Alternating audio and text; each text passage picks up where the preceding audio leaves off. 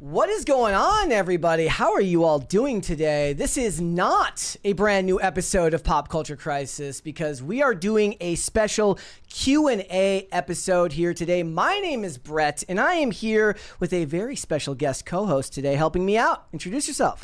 Hello, everybody. I am Alex Ayala, producer of Inverted World Live, also video editor here at Timcast, and I'm just happy to be on Pop Culture, hanging out with Brett. Yes, and you were you helped out a couple weeks ago when I was gone. That's right, when you were getting married. That was I was like, when I came back, I was like, I needed to thank Alex. I thanked Jessica. I thanked everybody who came through and helped out while I was gone. So thank you again. Oh, you're welcome. It was fun. It was I work on PCC behind the scenes, so it was nice to actually be here on the show. She helps out. She does all the short form content for us. She clips the stuff that we put out on Instagram and on all the social media platforms. It's funny. I always find myself talking to you guys like I have something to say, and then now here I am. I get to say it. And what's even better about this, guys, is so me and Alex, like, we have to communicate through Slack when we're talking about clips and stuff like that. I didn't even know till today, like, this is your bag. Like, you like this type of stuff. You like not everybody, you come and you work at a political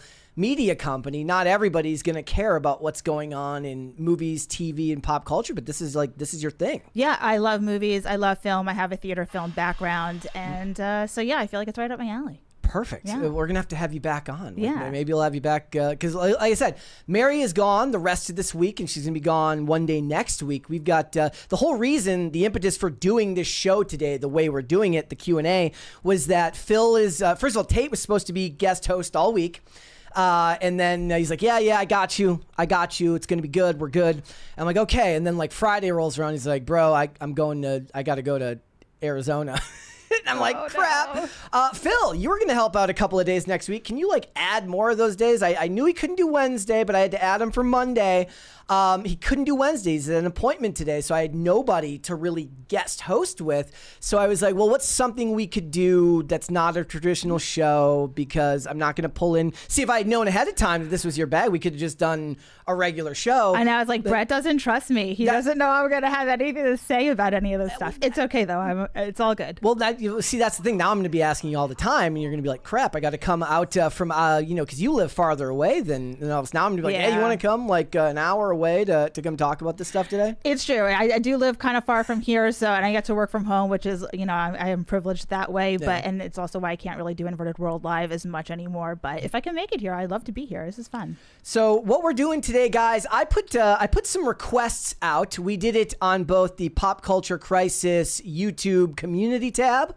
I did it on my personal, I almost said personal Instagram, on my personal X account, and then on the PCC X account, asking you guys if you had any questions for me that you would like answered, kind of like what we do with super chats on the show. And if you do send in super chats here today, guys, I will answer them, but we'll do those at the end of the show. We're going to give precedence to the people who actually sent questions in. And I thought this was going to be a day off for me. I was like, this is going to be easy. I'm just going to look at the questions, answer the questions. But what I realized is I looked at some of these questions. I'm like, I got to write some stuff down. First of all, I'm not good with reading from notes, but we're going to do our best. But it ended up being even more note taking than I normally do for a normal episode, because then we had to organize everything. So it's going to be a lot of fun. I'm going to answer as many of these questions as I can get through. I don't want to take up all of your time today. But I do hope that even though this isn't a traditional episode of PCC, that you will tune in here. Perhaps you'll get some questions that you want answered as well. I tried to blend the ones that were personal, because some people want to ask personal questions, and then people with thoughts and opinions on Hollywood and movies and stuff like that. So we should do our best to get through all of them. But I think what we'll do here then is we're going to start with the questions that were asked on the community page here on YouTube. Do you want to go ahead and start with the first one there? Yeah, let's go for it. So the first is from Melody Christian 7402. How did Brett get so knowledgeable about the inner workings of Hollywood awards process and broadcasting regs? Legit, one of my favorite parts is hearing him go off on it.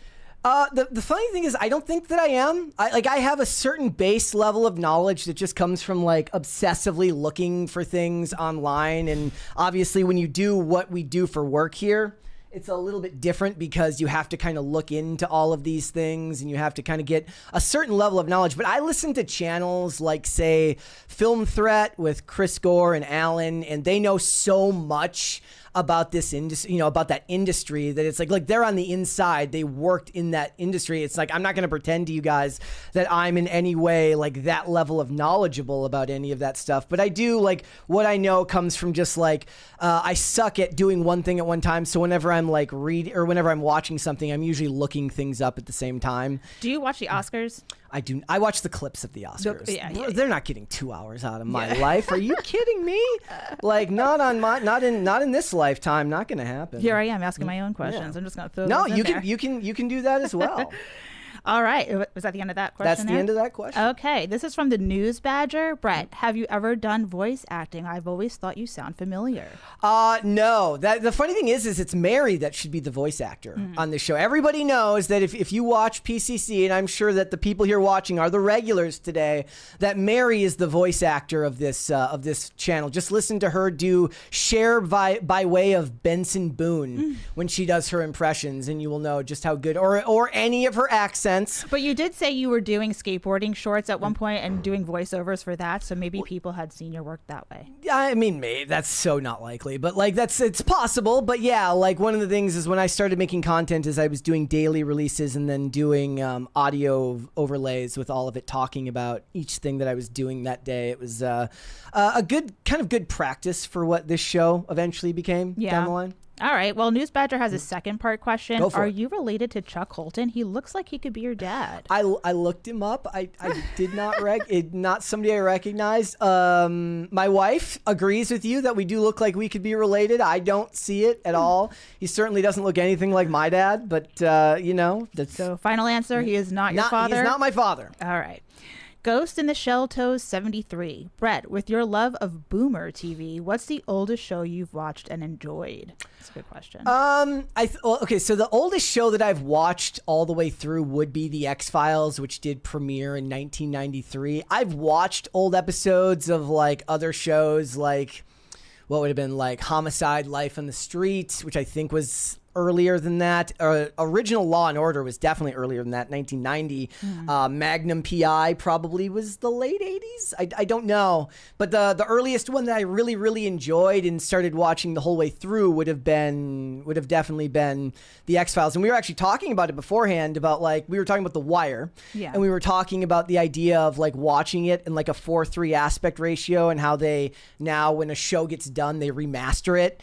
And if you don't know, like most of the shows from that time period, the way they're filmed, with the type of lenses that they use, they're actually filmed widescreen and then compressed to be 4:3, so they can remaster them and show you a widescreen version. I don't want that. I want the original, non-remastered 4:3 version of a show. So when I watch The X-Files, to this day, I do not watch any of them that have remastered the show in widescreen, because I think it was season 5. I don't know the exact year. I think it was season 5 when the show switched from 4:3 to widescreen. I could be completely wrong about that, but I make sure to watch it in its original broadcast format when I watch Do you have one a of those show. old school TVs, like the big box with the antennas? I do back in Minnesota, but I use that for Duck Hunt. Because you can't play Duck Hunt on a That's flat amazing. screen TV. I'm going to have to say mine is I Love Lucy. So that's like old. Old, yeah. Was that before? Like obviously you didn't watch it when it came out because you wouldn't have been alive. No. No, just like from reruns and stuff, I haven't watched it in a while, but that's a great show. I mean, So you're like a Me TV person? kind of, a little bit, yeah. Like yeah. I get like my dad. Like my The dad. Honeymooners. My dad loved putting on reruns of Columbo, and I would watch. I would sit down and watch like those with him. But it's not like something that I sought out. Saw it out, yeah. All right, Goffin Girl 77. Sorry if I don't pronounce everything correctly here. Like people know, right? Yeah, like to this day. So I do from time to time. I will go on a podcast called The Salty Nerd with Matt Kadish and all of those guys, and they're great dudes. And to this day, he never pronounces my last name correctly, and I'm just like, it's okay, bro. Like Mine's it's so hard. It's never bothered me. I know. People can't pronounce Is it, it spell A? it. It's Ayala. Well, I say Ayala, but you could say Ayala, but people are But it's always... Ayala. It's Ayala. Yeah. When we were getting married in the our pastor was like, because you have to do the whole process leading up to it. He's taking notes because he's got to give his speeches. Like it's a whole thing. It's this insane process, and he's like phonetically writing out how to pronounce people's names because you can't know just from the way it's written how it's pronounced. God, and if they say the wrong name up there, that's so embarrassing. They got my name right all the times. He stuttered a little bit on one of them, but that's okay. Okay. That's okay. Well. All right, Goffin Girl 77. What's your favorite episode or story arc from the X-Files? So I got that question from multiple people on both here and on X. I have I'd probably list two. The pilot episode of that show is one of my favorite pilots of all time. I think it's fantastic. I think that the show in many ways came together very fully realized. One of the things that I point to is Mulder is already eating sunflower seeds in the pilot episodes. And that's not something that was like a quirk of David Duchovny's that he brought to the show. Like sometimes an actor will have an eccentricity that they will incorporate. No, the show came together fully realized with him already having that quirk of eating the sunflower seeds. They're traveling to, generic Midwestern towns that are all really just Canada. And I think it had the right level of suspense. It had the right level of darkness to it. And I didn't watch the X-Files when it aired. So when I found it years later, it kind of shocked me. It actually opened me up to the idea. It's like, did I miss like a lot of great TV? I don't think I did. I honestly don't think I did because I've tried a lot of things since then. Mm-hmm. But it's like, did I miss like a whole bunch of great television that happened in the 90s? Like probably. I tried to watch Picket Fences because the X-Files was so great and it did not work the same for me. Not the same. I don't even know what that show is, and I don't think I've ever seen the X-Files. It was something similar to the X-Files. There was like supposed to be a crossover at one point back when crossovers were not very common. Didn't happen. But the other episode that I would list besides the pilot would be Musings of a Cigarette Smoking Man, which is the episode in which Mulder and Scully go to see the lone gunman and they're talking to them where they claim that they have the entire backstory of the character, the cigarette smoking man, while the cigarette smoking man is watching them from a rooftop with a rifle, listening to them talk about his story about he's the guy who killed JFK. He's the guy who killed Martin Luther King Jr. He's the guy who basically prevented the Bills from ever winning the Super Bowl. Just kidding. And it talks about his desire to leave covert government operations and become a writer, except for he's not very good at writing. And it's also, by the end, it's one of those episodes where it's kind of in question whether it's even canonical at all. Was it a dream? Was it real? I love that they didn't really answer that question. It was great. And it kind of speaks to, especially in these spaces where conspiracy theories are so common and people love that stuff. It was a more innocent time for that type of discussion, which is a lot different than it is now. Maybe it's worth watching. Yep. All right. Andrew Canoy, 1708. Favorite NHL? Any other hockey opinions or stories? Well, I'm from Minnesota, so I guess I'm supposed to say the Wild, or maybe I could say retro and be like the Minnesota North Stars when they played there. I do have stories because I played hockey all the way up, most of my childhood. When I was, I don't know how old even. It was my second year of mites. I had a 7-goal championship game that we won and scored in the first 6 seconds. And it's the first time I ever had something that I would call a core memory, scoring in the first 6 seconds of a championship game. So that would be a hockey memory for me. Oh, good. I'm an Islanders fan. Yeah, not really, but there you go. From Long Island. I used to have an Islanders jersey. So when I was younger, I was like allowed to get like a hockey jersey. And this was this was the year that the Colorado Avalanche became an expansion team, and everybody kind of remember. Have you ever seen the meme about how you don't know why, but everybody had the Charlotte Hornets starter jacket? Yep, definitely had one. Nobody knows why, but everybody had, because it looked cool. That's why. It was the colors. But at that time, because the Avalanche had such a cool jersey, everybody was getting one, and my mom wouldn't let me get one because everybody else had one. I wanted a Patrick Waugh jersey, is the goalie for the Avalanche, and my I'm still a little bit bitter about that to this Yeah. day. Like it's like maybe I'll go this weekend and buy one. Oh, you should Just, put it on your Christmas list. just, Olivia. If you're watching, she's totally watching. I know she's watching. All right, Ariel's daddy. What was served at your wedding for food and dessert? Also, did you do the slice of cake in the freezer thing? Everyone is wanting to know. Okay, I don't know what the hell the slice of the cake in the freezer thing That is. was like they told you that if you put it in the freezer, you can have it in 10 years or something. Oh, that doesn't sound safe. Yeah, I feel maybe I talked about it the day that you weren't here. I don't Okay, know. I just probably. remember that conversation happening on PCC. I had to text my wife about this because the whole wedding was such a, it goes by so damn fast. So she gave me a very detailed list of everything that was served at our wedding. So it was for the dinner, salad and rolls, herb roasted chicken, beef tenderloin, vegetable medley, au gratin potatoes. For desserts, mini chocolate mousse cups, yellow cupcake with chocolate mousse filling and buttercream frosting, lemon cupcake with strawberry filling and cream cheese frosting, mocha toffee blondies, chocolate chip cookie bars, and coconut maple truffles. I probably tried like a quarter of that because it was such a busy day. That sounds amazing. Yeah, that's what happens, right? You don't get to really eat or drink. You just start like talking Well, so much to everybody. I didn't want to spill on myself. Did you smash cake in each other's face? No. Oh, I was okay. So first of all, I didn't know that was a thing. Yeah. I didn't even know that was a thing that people do. Like I saw a video of that on like X 2 years ago, and I'm like, and Olivia's like, yeah, that's never doing that. happening. We're not doing that. And I'm like, okay. I mean, I was never going to do that, but Some people get okay. aggressive, a little out of hand, if you ask me. Yeah, a little bit. All right, we got Snack Gaming. What's a movie that you'd love as a prequel miniseries? I'd love a TMNT one that doesn't have the turtles in it. Just have them tell Shredder's origin story and the foot spreading crime through New York City. None. I don't want to see origin stories. Like, I don't want to see I don't want to see the story about how Shredder like carved out his shoulder, his spiked shoulder pads, or like him putting on the helmet for the first time. I want some mystery around it. Now, I get what you're saying. Like that story about was it like Oroku Saki coming to America. He leaves Japan or whatever, and then he builds his criminal empire. Kind of interesting, I guess, except for it was made in like the 90s. That's one of my 5 favorite movies of all time. That's going to come up later.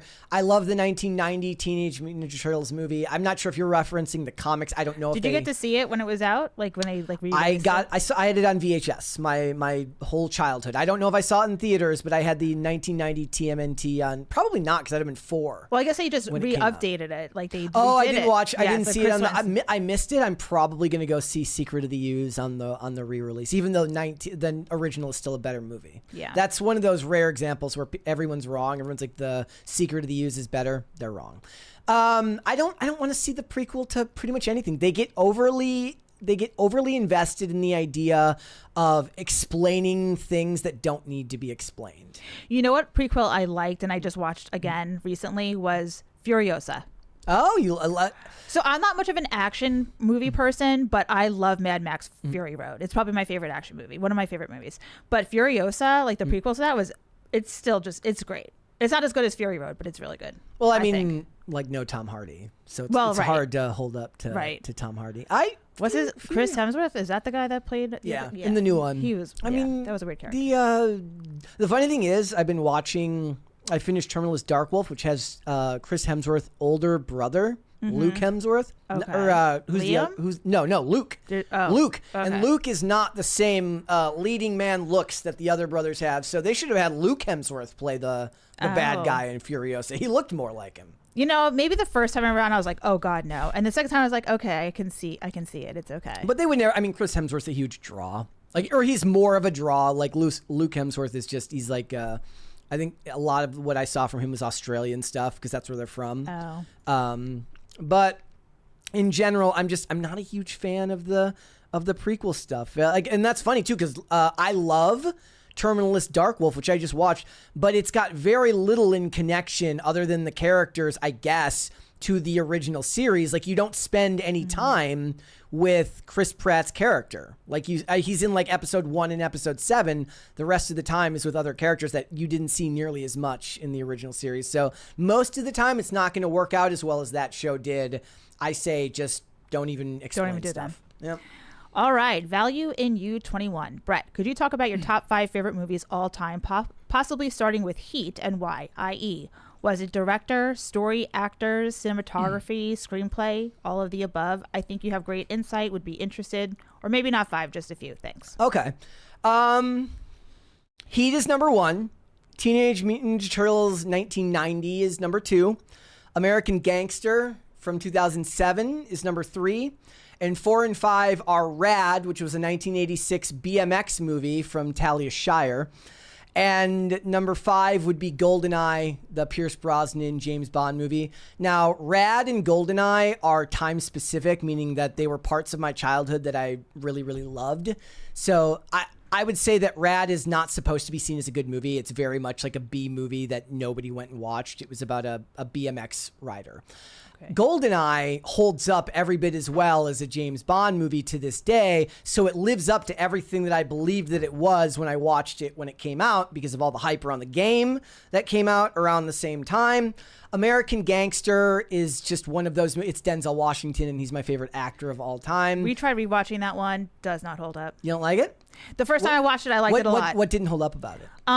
It's just like it just takes forever to get to the story. The pacing is pacing's off. I see. The thing is, for me, I think I'm not a huge fan of period pieces, and I think that the idea of a period piece that actually held me in, and I'll say that Heat and this have this in common, which is that Heat and American Gangster introduce the idea of the gentleman criminal.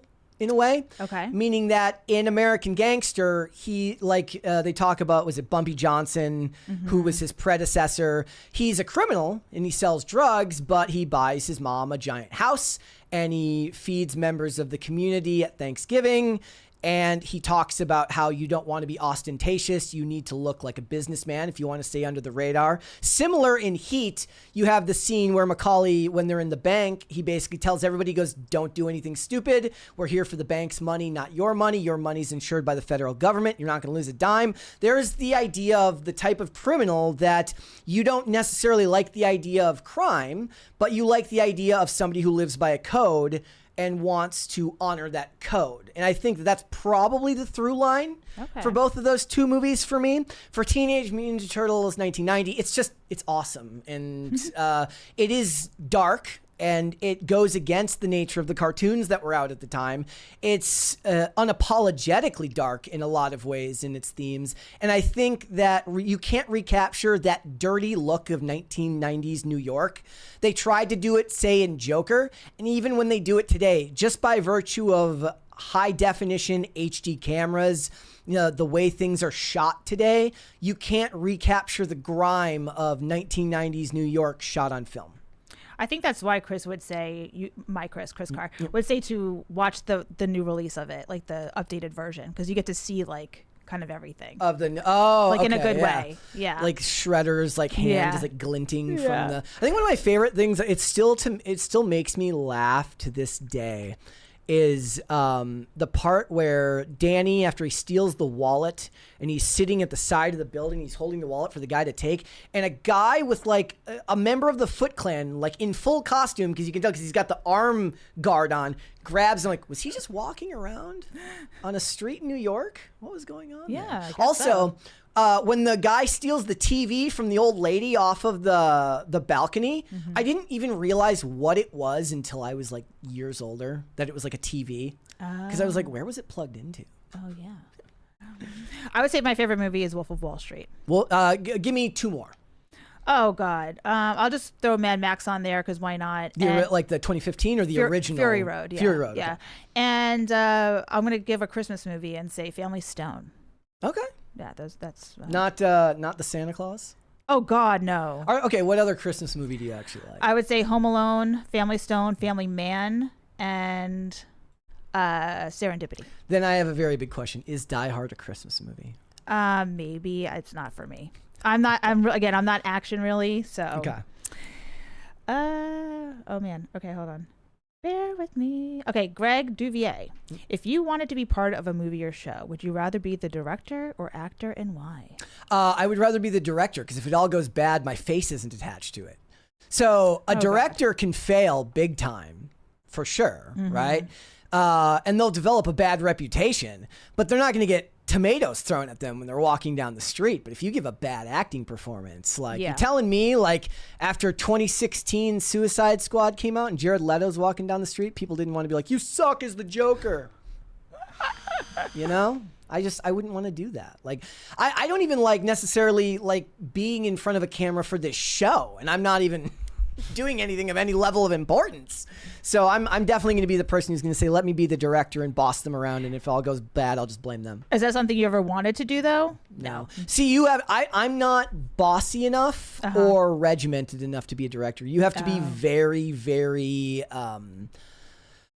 you have to have a lot of control, and you have to be able to tell people what to do and not accept less from them. And there's this notion these days, it's kind of become more prevalent, not to pick on the ladies, where they talk about the idea of consensus filmmaking.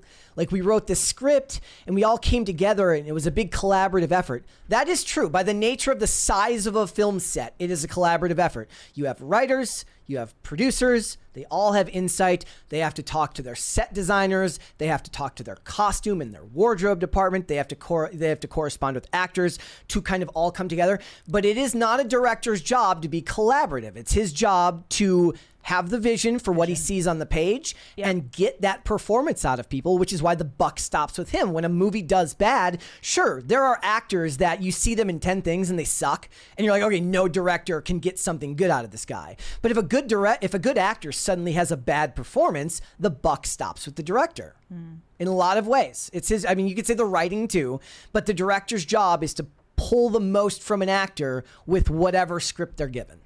I think you could do it. I'm not bossy enough. I'm not bossy enough. People in the chat are confused. This one person's confused as to why like Mad Max was in my top 3, even though I'm not an action person. It's that is interesting. I don't know. I guess because we were just talking about it, that's why I mentioned it, and probably because I just recently watched Furiosa, so it's like it's on my recency brain. bias. And I have to say, I hate when people ask you what your favorite movies are because it changes all the time. My mind, the reason I had to write stuff down is like my mind goes blank when people ask those questions. Exactly. I'm like, I don't know. I mean, Christmas is easy because it's a specific genre. And I watch the same ones all the time, but you know, to talk about what your favorite movie is, that changes all the time. I almost included the 2006 Miami Vice from Michael Mann in there just because everybody hates that movie and I love it, even though the movie makes very little sense. But I'd say now that I think about it, like the number one through line for all those movies is that the atmosphere of the movie mattered more than the script. Okay. So to me, there was these scenes in the 2006 Miami Vice movie that Michael Mann made where they filmed palm trees in a hurricane. And the idea that you're not going to be able to recreate that with CGI in any meaningful way, not in a way that's going to feel natural or real. And you put that on top of like the Audio Slave song. And I'm like, I don't even remember what I'm watching, but it's awesome. Like, I don't even, because they had to change the ending to that movie because Jamie Foxx didn't want to go back to the Dominican Republic to finish the ending of the movie. So they had to completely change it. It doesn't even make a whole ton of sense, but it's awesome. All right, let's move over to the first set of X questions. Okay. Spooky JB. Can I ask just about pop culture in general? If so, I'd love to know how you feel about both the Buffy and X-Files reboots in the works. First of all, before we do that, what I need you guys to do is to go subscribe to JB's Spooky Reviews on YouTube. He is a fantastic YouTuber. He does all sorts of rewatches and he does X-Files Revisited, which is a series where he goes through every episode of the X-Files. He recaps it. He gives insights into it. They're really great. He has like a 3-hour recap in retrospective of Buffy the Vampire Slayer and another 2-hour one on the X-Files. Both of them are absolutely fantastic. He's one of my favorite channels on YouTube to watch, so you should go subscribe to him. As to your question, it was like he was asking like if they should about the reboots. Let's see. If so, I'd love to know how you feel about both the Buffy and X-Files reboots in the works. Okay, so as for the Buffy reboot, did you watch Buffy? I did. Okay, that's one of your favorites. I like Buffy. Okay. I wouldn't put it up there with one of my favorites, but I do like it a lot. I like a lot of shows. I tend to like the seasons that people end up not liking the most. In that case, I love season 1, but I don't think season 1 is held up in like the highest regard for that show. But I do love Buffy. And as for Buffy, I don't want to see a reboot of either of these, and I'll tell you why. Buffy was able to capture a unique essence to the idea of what it was like to be a teenager at the time. And even though I didn't watch it when it aired live, I watched it later. It's still from a time period right before I became a teenager. So it's prescient to me in a certain way. Whatever making it now, it's not going to resonate with me in the same way. Just like it's I know what you did last summer. It's going to be a bunch of. I didn't watch the new one. Yeah, No.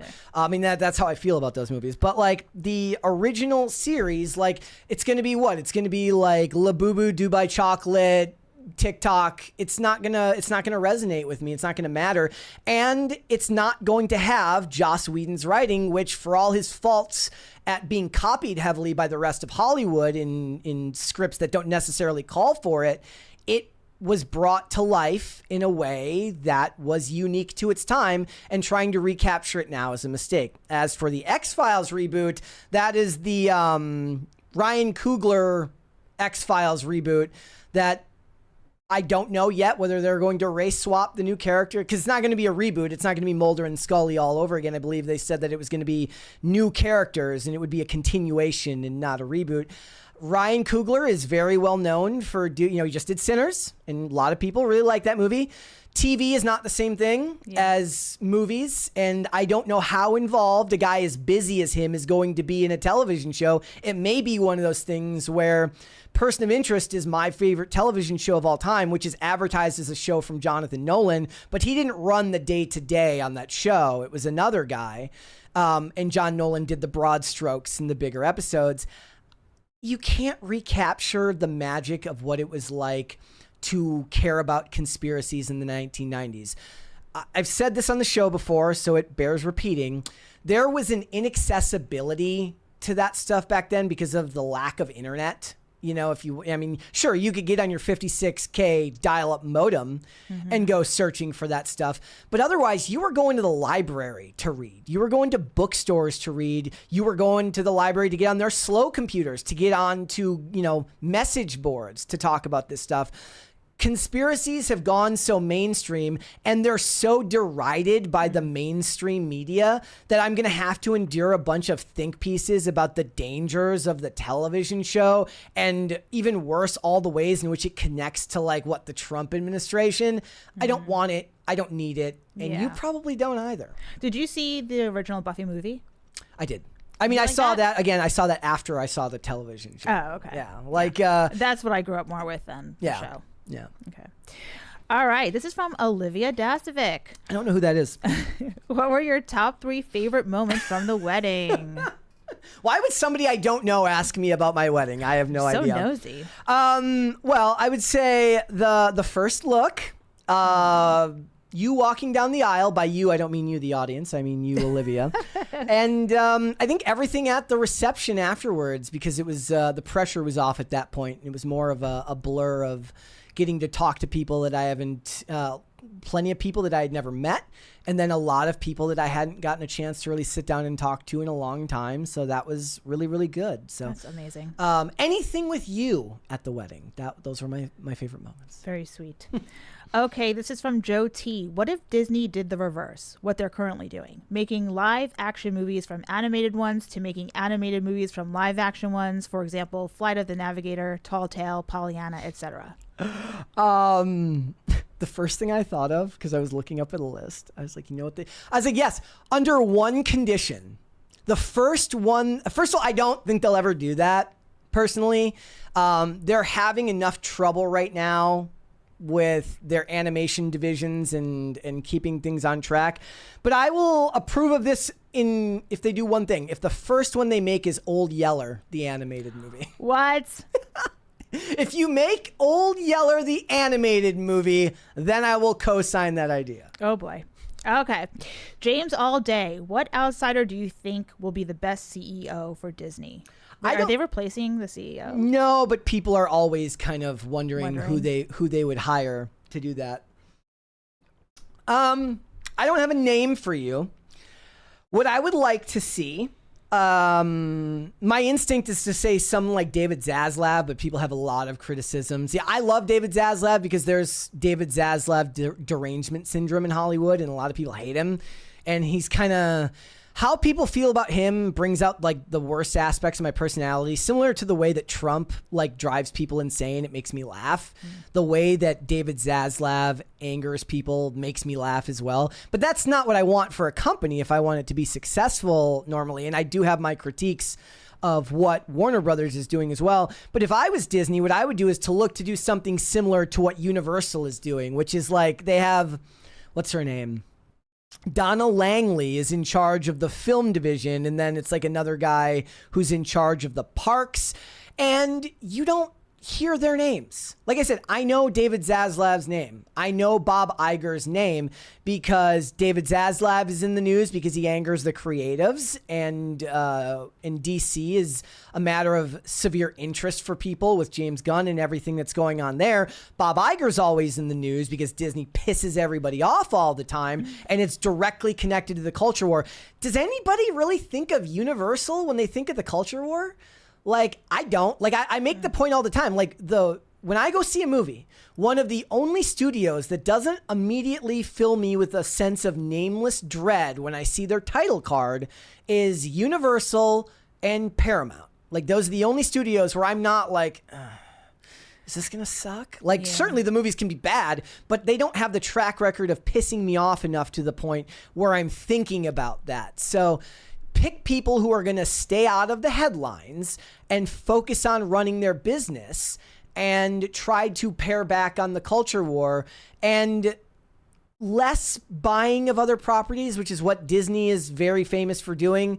Bob Iger isn't famous for developing famous properties. He's famous for buying Marvel and buying Star Wars and buying Pixar. Less consolidation, more fostering of building properties under a new division. I think Disney just needs to either give us their content and make their money off their parks, or just, take away ads. Something's got to give over there. Wait, what do you mean? Like, explain that. Like, which part? Give their content? Yeah, let us watch Disney for free. I mean, they just did another price hike. I mean, it's ridiculous. Just let it watch. You don't make enough money. You have your parks. People, it's enough already. Or one or the other. Something's got to give. Or like give us Hulu if you're going to buy Hulu. You know what I mean? Well, I mean, Hulu's getting folded into Disney Plus. Right. So you're going to have Hulu, but you have to have Disney Plus. You'll have to get both if you want both, but you'll have to use. But you can only use From what I understand, again, I don't like saying things because I remember this article from like a couple of weeks ago. I might have missed something. But eventually what's going on right now is Hulu is going to be folded into Disney Plus.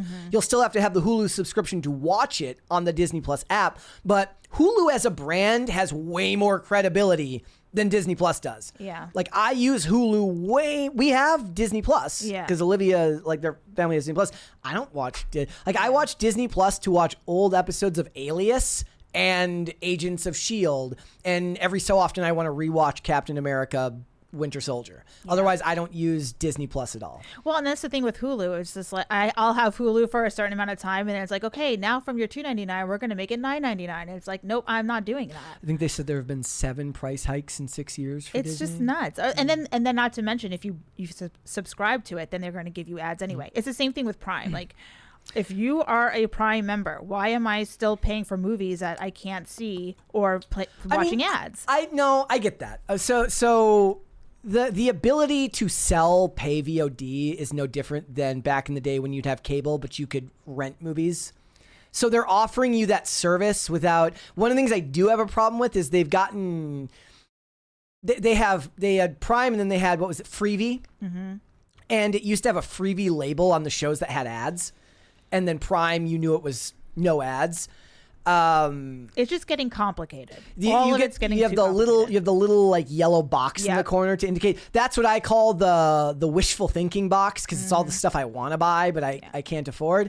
But I get it. It's offering you the option to do that. The worst thing about it, however, is like one thing I will always recommend against doing. Do not get like. You don't just have to buy movies. You can subscribe to other streaming services through Amazon Prime, and it's the worst thing in the world because then you can't use the app for the so like at one point I signed up for Paramount Plus back in the day through Disney or through Amazon Prime, and I could only watch them on the Amazon thing. It wouldn't let me do it on the Paramount app. That's crazy. It's too complicated.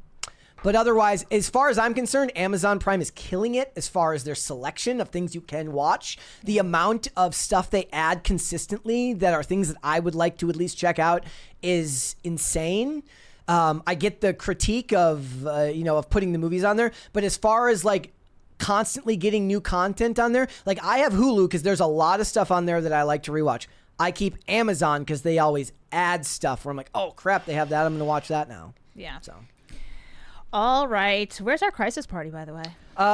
We haven't gotten a lot of super chats. I think people think we're just taking questions today. So no worries about like, send your money, everybody. So exactly. Well, I made the joke. So I've been making the joke throughout the week. I said that, Mary's never, she told me specifically, she said, Brett, I'm not coming back unless we get 2 crisis parties every day while I'm gone. And I tell you guys, I say, look, I know you guys don't like me very much. You don't want to be stuck with me forever. Better get the 2 crisis parties, if you want to do that. I have suspended that for the day, but you're going to need to get one. Okay. We're going to have to get one today. We're going to have to get one. Come on, one we can do it. All right. This is from Kyle Angel. Why was the 90s the best era for movies? What changed, and where are those directors and writers now? That's a really so I wrote a really long bit about this because I was like, I knew I wasn't gonna be able to think about it like in the moment, but I think the 90s was the best era. I don't know how old you are, but I would guess that a lot of it has to do with you're kind of unencumbered by politics. And again, I could be I could not know your age. I could be completely wrong about this. But for me, the 90s era of television and movies was the best because I consumed it at a period of time in which I was unencumbered by politics. I was definitely unencumbered by knowing the opinions of the actors who are acting in these shows or the thought processes of the creators of them. Think about like the way The Boys is now and how they have to hammer over the head with you what this show means so that you know exactly what it is. It was a time when the art was allowed to stand on its own, and if you interpreted it differently than the people who created it, that was okay. Mm-hmm. And as far as the directors of that time period, if I remember correctly, the top 5 most successful directors of the 90s were James Cameron. That would have been Terminator and Titanic. It would have been Steven Spielberg, all of his work, Robert Zemeckis, Ron Howard, and Chris Columbus. Chris Columbus did The Home Alone. Yep. And all those directors, because they were so successful, they garnered a lot of power in that industry, which allows them to be both influential producers now, and they get to make the self-indulgent art house projects that nobody goes to watch because they're the only ones with enough power in the industry to get them greenlit for themselves. So Steven Spielberg can make The Fabelmans and West Side Story, which nobody went to see because he's Steven Spielberg. Right? You could even argue Ready Player One, which didn't do the numbers that they wanted it to do. And I think like Chris Columbus is doing like Netflix slop now. James Cameron is the titan out of all of those who is still making everybody money with one movie every couple of years now. Say what you want about Avatar, but it's whether they like to admit it or not, Hollywood is an extremely capitalist industry, and James Cameron delivers on his promise every time he releases a movie. I don't know anybody that likes Avatar in the real world, but those people apparently exist and make some money. I don't know. I would say that not just for the 90s, but there's a breaking point. At a certain point, writers and directors can only write and do good work. Maybe 2, maybe really you 2. got your magnum opus, and that's it. It's like when a TV show creator writes a great script for season 1, or they have an idea for a couple of seasons, but then they need the show to go on. That happened with the X-Files. If we want to talk about a show like that, like he had an idea for like 5 seasons or something like that, and the studio's like, you're making us too much money. I still don't know how you can't just, I guess the idea is like they can't just say no because then they'll just keep it and give it to somebody else, and you don't want to see your creation destroyed by another person, right? Yeah. But most of those shows, so like they have a couple of good seasons, and then like with Heroes, I love Heroes season 1, and Tim Kring, who was the creator of that show, did Crossing Jordan as well. It's as weird as it gets to go from one to the other.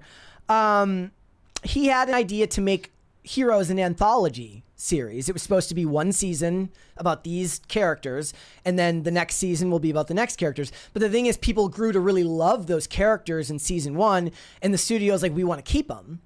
So he had to abandon the anthology idea. And then the show, granted, it got ruined by the writer's strike in 2007 or 2008, but they didn't know where to go with it after that. And it fell apart because it wasn't how he originally intended to do the series. Yeah.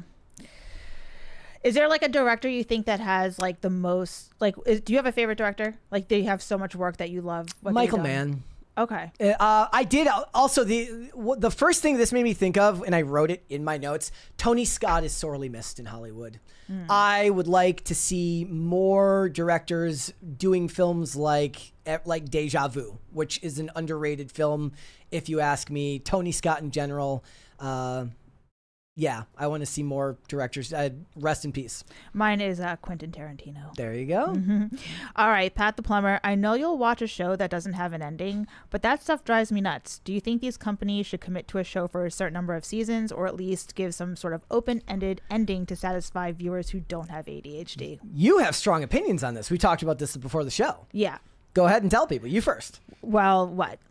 Which part of it? You said if they're doing it 3 seasons. Yeah, I said, for me, I don't want to watch one season anymore. Yeah. If someone's like, here, they have one season now. I like The Pit. I don't know if that's a limited series or not, but people were going on to Pit. Noah actor, he won an Emmy for. Yeah, it's like I don't want to watch one season. I need the Librarians. Yeah, I'm sure he's great, but like I need at least 3 seasons, and I know that's complicated because they want to put out at least one season to make sure that the show's going to do well, and then they're like, okay, it did well, so let's get another season. Then you have to wait another 2 to 3 years. I don't have that time. I'm not rewatching something, And what really did this for me was Handmaids, because I was really into Handmaids, and I got to watch that show after the first few seasons were already out, but then I had to wait 4 years for the final season, and it's just like, and then they rushed it, and it was terrible, and it's just.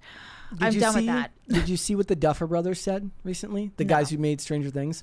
They said we want more. Oh yes. Time between. He's like it's all about the anticipation. I'm like, bro, maybe for you, but for the people watching it, no. And you can't drop one episode at a time anymore. It's just no one is going to watch it. So they have to do that because it keeps them in the news when the show premieres. But like I said. I don't know how true that is anymore. Like I was just talking about Animal Kingdom. This is a show that was a TNT show. I think it came out in like 2016, and then Netflix put it on. They put it on Netflix, and then everyone was talking about it. Everyone's talking about Animal Kingdom, and it's like 6 seasons. Boom, there you go. So people still talk about shows even if it's not dropped one episode or one season at a time. It's more about the fact that there's media hype around that time period. So, for instance, when Dark Wolf is coming out, Jack Carr, who's the creator of the show, or he's the creator of the books, he wrote the books that the show's based on. He's tweeting about each episode. What did you guys think about this? It's case specific where every week at this time, they have a way to organize and monetize social media engagement and keep everything going about it in a way that's more structured than just random influxes of people liking a show because it's been on for.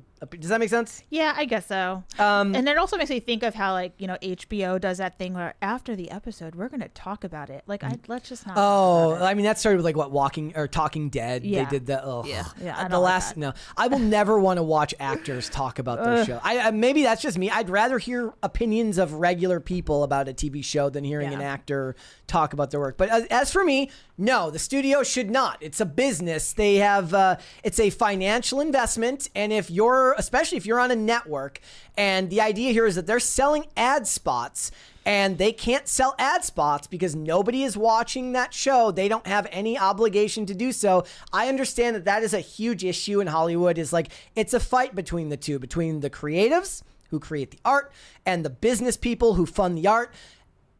Maybe it's just because I'm not a creative, and I'm a creative. I'm not a business person, so I'm not. But the thing is, I'm not a business person either. I'm a normie. I look at the creatives and I say, then fund it yourself. Yeah. If you want to make your avant-garde artwork and you want it to be 2 hours long and you want to do all of these things and tell these stories, great.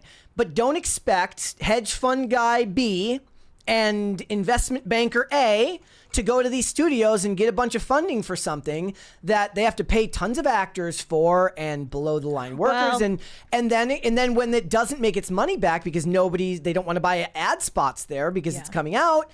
what do you want me to do? Well, and that's another thing is about creatives. You don't need as much money as you think you do.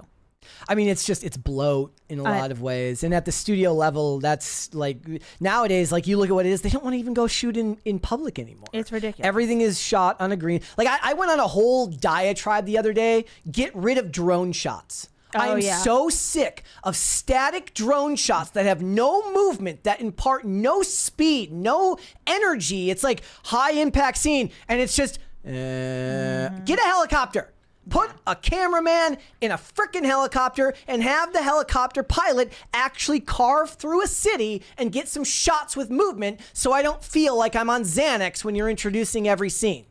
Yeah, that's everyone kind of does the same tropes, the same creative ideas. It's the same thing with like there's so many shows and movies you watch now where it starts with like an intense scene, action, drama, whatever, and it's like a month previous and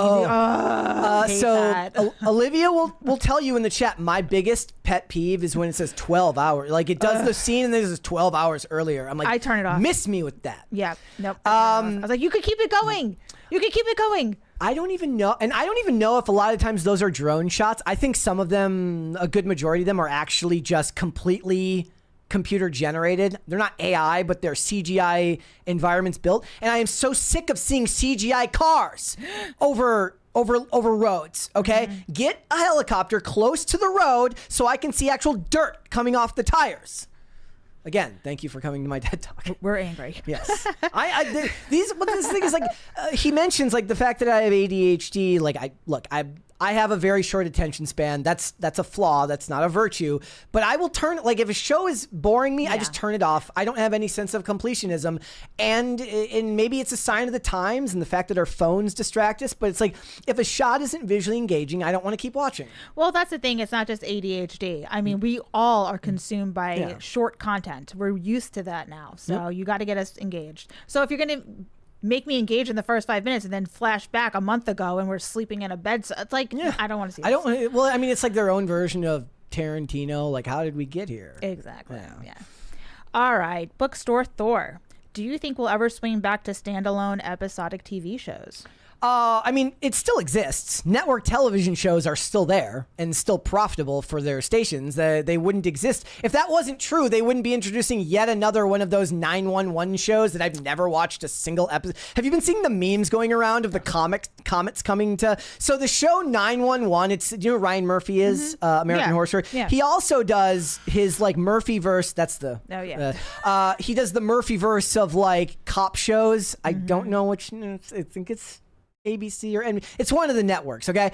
And I've never seen a single one, but there's whole Instagram channels that are dedicated to making fun of the promos for them, which make no sense and they don't tell you anything about the story. Those shows still exist and they still make those channels money. Well, isn't it like Shonda Rhimes? Like, yeah, Shonda Rhimes. I mean, she's like Netflix now, isn't like a lot of them. I mean, but she was an ABC person before with Scandal and How to Get Away with Murder. Yeah. Like those shows still make them a lot of money. They're just, depending on your age, they're not targeted towards you. They're targeted towards retirees and people who still watch a lot of network television. Trust me, people always talk about like the death of television and movies and how everything went woke and got horrible.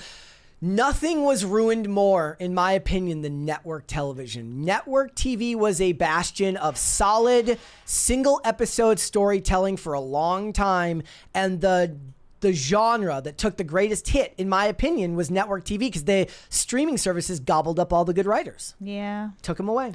Well, I'm also glad we don't have laugh tracks anymore. So I mean, that's a whole genre unto itself. Yeah. All right, Mr. Unagi, since you're a Tom Cruise stan, what's your top favorite TC movies? Mine are Jerry Maguire, Edge of Tomorrow, Top Gun, Minority Report, and My Fallout. I'm going to ask you, do you have 5? Can you name 5? I don't know if I can think of 5, but Cocktail is definitely one.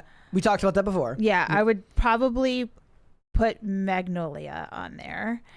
Jerry Maguire on Vanilla there. Sky? No, not Vanilla Sky. I'm trying to think. I know there's probably one that I'm missing. So you're doing all the avant-garde ones.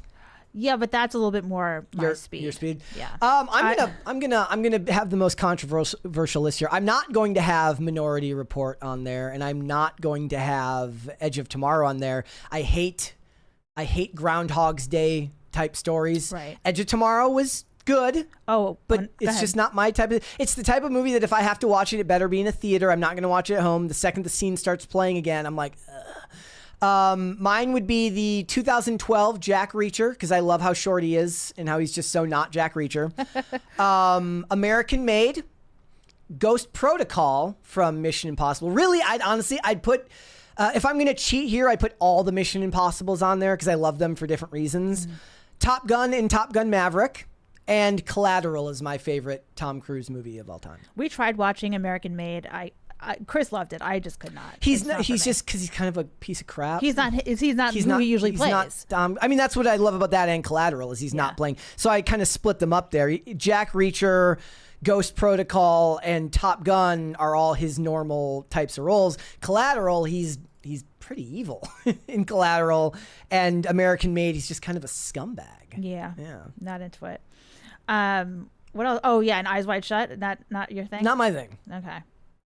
Plus, I've heard all the backstory about the making of that movie. The making of Eyes Wide Shut seems more interesting to me than all the drama. Itself. Yeah. All right, Stonish. Oh, did we have the one from DJ? I had that one next. DJ asked if I let me just I just want to make sure. Oh yeah, yes. Hey, Brett Dasovic, what is your favorite DC animated movie and why?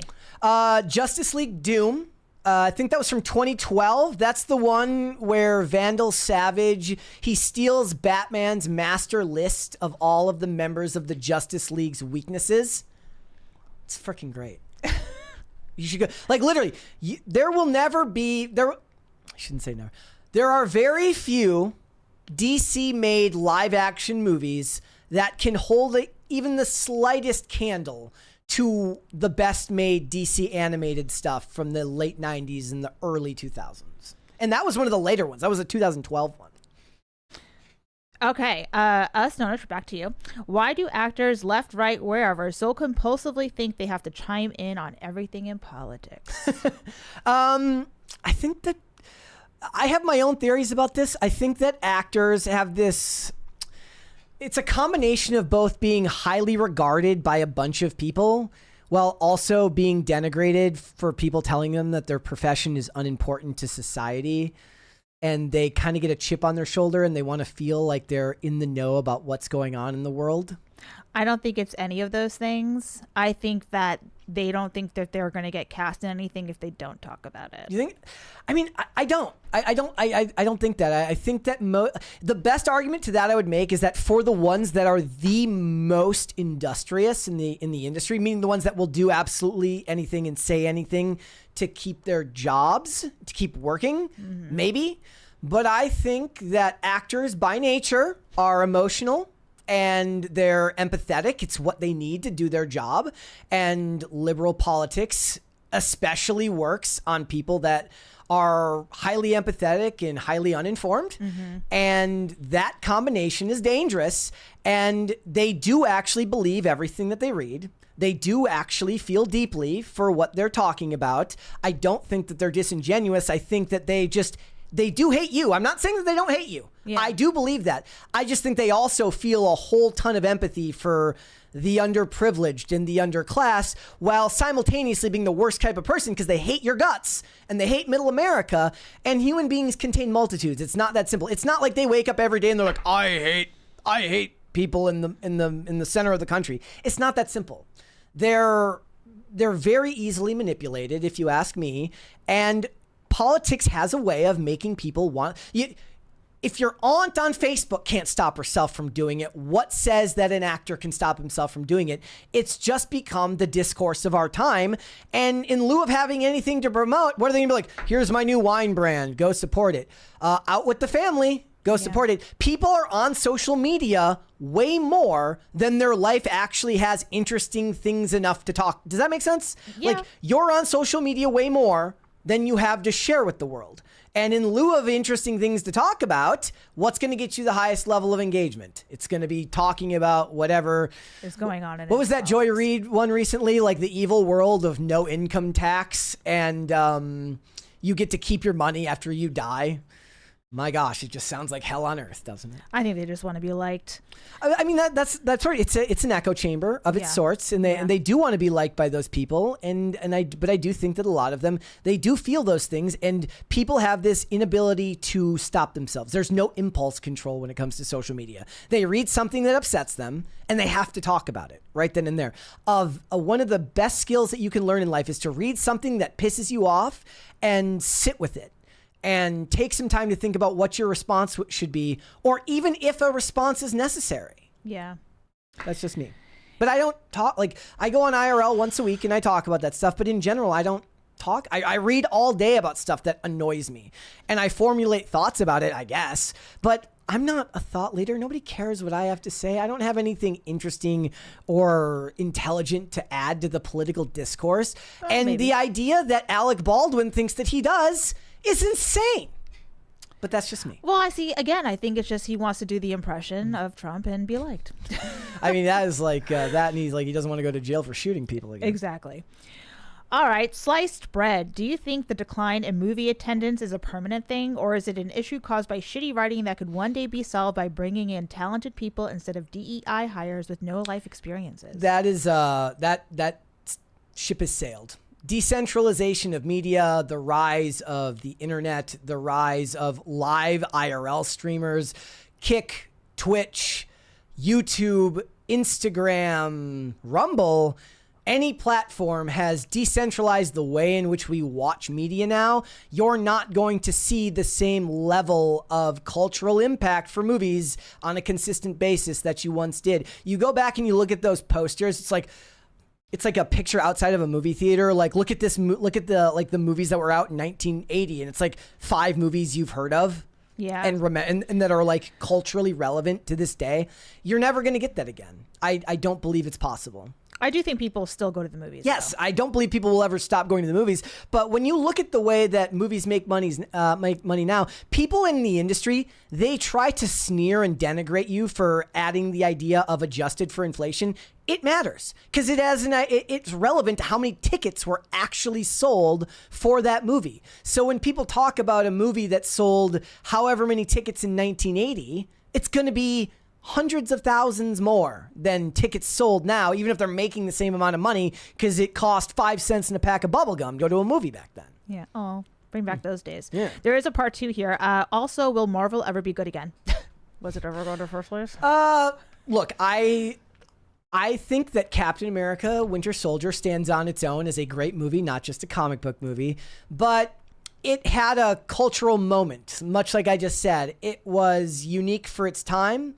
It was the first of something that people hadn't seen before, at least in that level of mainstream, meaning that a connected universe where everybody's coming back. Like I said, they've been fantasizing about that since the dawn of movies and television. Like I said, X-Files crossing over with picket fences or wanting to do that, or any of these other shows that did crossovers back in the day. Loved the idea, but it didn't become a true mainstream thing until Marvel started really connecting all of their movies. And with the fall of Marvel after Phase 4, it had its 10 years. They say usually trends in movies run about a 10-year course. I don't think we get back to that. I think that you'll have pockets of good stories.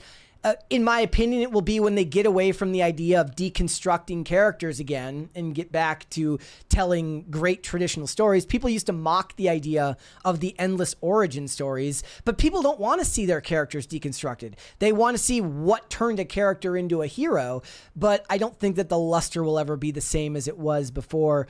I think you'll end up seeing a future in, if there is to be the next trend, would be movies based on manga properties and anime, and video games will be the next trends. But even then, like, making movies about great video games isn't going to draw audiences to the theaters because you can already play a great video game for endless hours and the movie isn't going to hold a candle. Like, I always thought, it's like, how great would it be to have like a Metal Gear Solid movie? But you're never going to get a Metal Gear Solid movie that people are going to like as much as they love the games.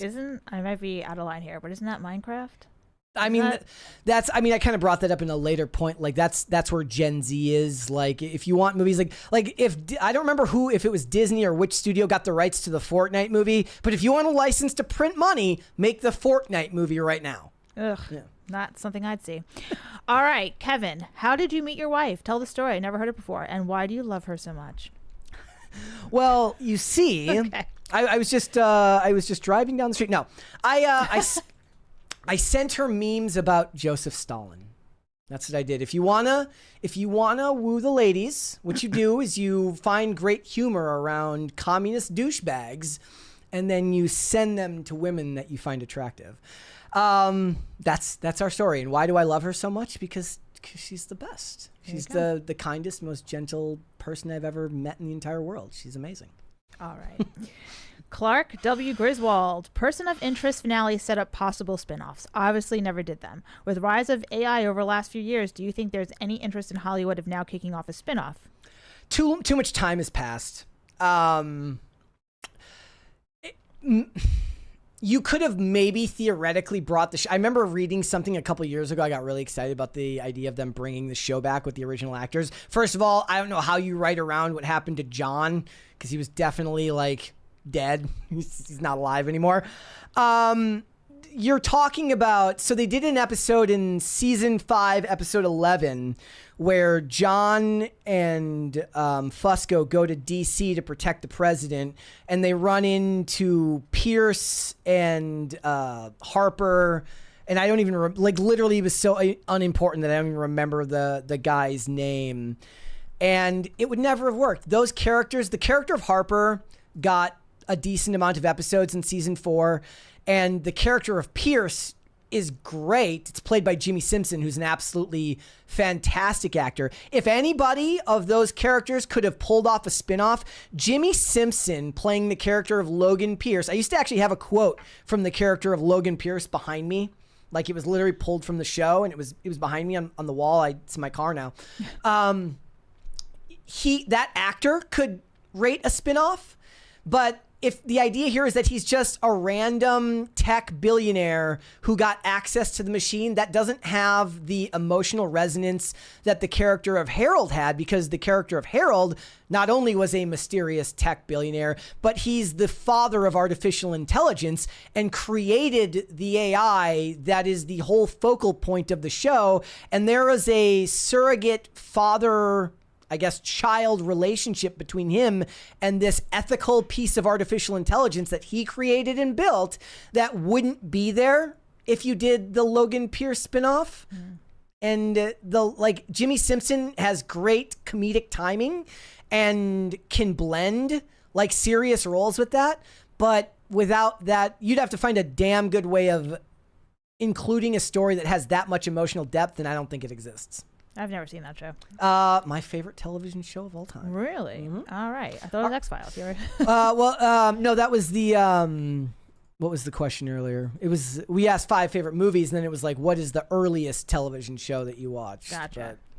Right. All right. Let's go to the second set of Twitter questions. Okay. Oh, somebody is also on the first. That's on the second. I can't remember now. Tacti Platty? Okay. Yeah. Nope. Okay. Yep. Or no. So, was it? Nope, yep. You're good. Nope, You're we're good. good. All right. Give me a second here. Okay.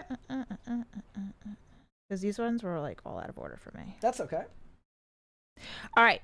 Tacti Platty, will you finally watch Star Trek Strange New Worlds? It's not the same type of Star Trek you have S.H.I.E.L.D. away from. It has Anson Mount, plus it has lots of good actresses too. I picked Tacti because Tacti's the best, but no, Okay. I'm still not going to watch Star Trek. I still don't care. You can't make me care. You'll never be able to make me care. I do like Anson Mount as an actor, but I'll just go rewatch Hell on Wheels if I want to watch Anson Mount in something. But I do appreciate your dedication to trying to continually get me to watch Star Trek. All right. Are you a Star Trek person? Yeah, no. Is Chris? Nope. It's awesome. My kind of people here, ladies and gentlemen. Yep, not for us. All right. By the way, send us your money. We're almost at a crisis party. Yep. We need at least one, or else I'm here forever. Mary's never coming back if we don't get to a crisis party. All right. MKU Empire. With shows and writers making sub-10 episode seasons, do you think shows like 24 or Arrowverse, maybe even Psych or Scrubs, will gain value over time, or just be played as background noise for Gen Z? No, I think they gain more value over time, and I'll tell you why. So the thing about, we've been ranting actually about the 8-episode seasons and stuff like that. Do you know what is missing from that type of show? It doesn't become a comfort show. you don't spend enough time with the characters, and it's so plot focused that you don't actually develop enough of a core relationship with the characters. Like that, I tried to explain this once on a show, and people laughed at me and didn't understand what I was trying to say. But I was explaining how I like to, when I restart a show that I really, really like, and I'm talking about, like, I'm not talking about the greatest television in the world. The example I always give is like The Mentalist with Simon Baker. This is a show that had a overarching story plot through season 5 about a serial killer named Red John, but that wasn't what I loved about it. What I loved about it is you got to spend 8 seasons with these characters, and it feels like you're driving up and down the state of California solving crimes with them. And that becomes a comfort show. You don't watch it closely after you've watched it a few times. It's on in the background while you're doing something. But how many people are going to put like Wednesday on in the background while they're doing dishes? You're going to put on Always Sunny in Philadelphia, or you're going to put on Seinfeld or Friends or any of these shows. The beauty of episodic television is that, sure, they did overarching stories, but the characters, just by virtue of being on screen as much as they were, even if not as much time was dedicated to their personalities. They used to always talk about this. The theme, the format for a show was like season 1, you just remake the pilot. Now I'm talking network television, not cable.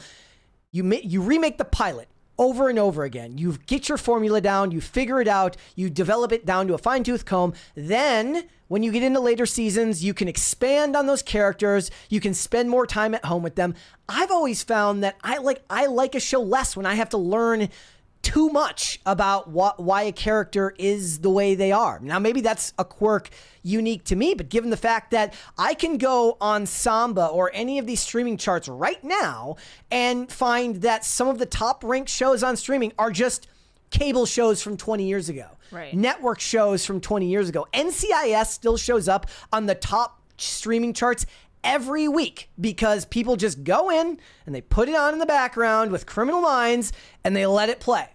And I don't need to go home with the characters. I just want to see how it's kind of happening right now with NCIS because I'm watching Tony and Ziva, which is a spin-off based on these characters that spent 10 seasons together, mostly in the format of like, how do they interact at their job?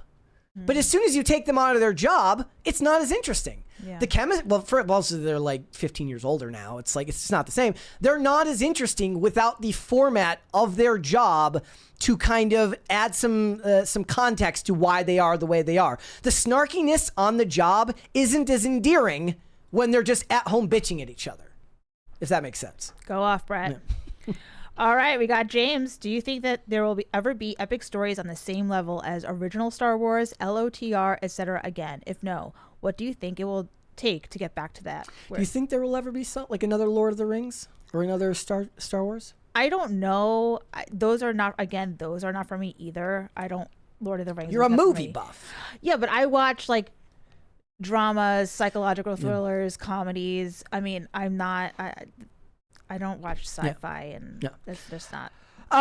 My answer would be no, and I point back to decentralization. Dune would have been your litmus test for whether that was possible again, and Dune didn't hit. Sure, it made money, but it didn't hit those culturally relevant levels again.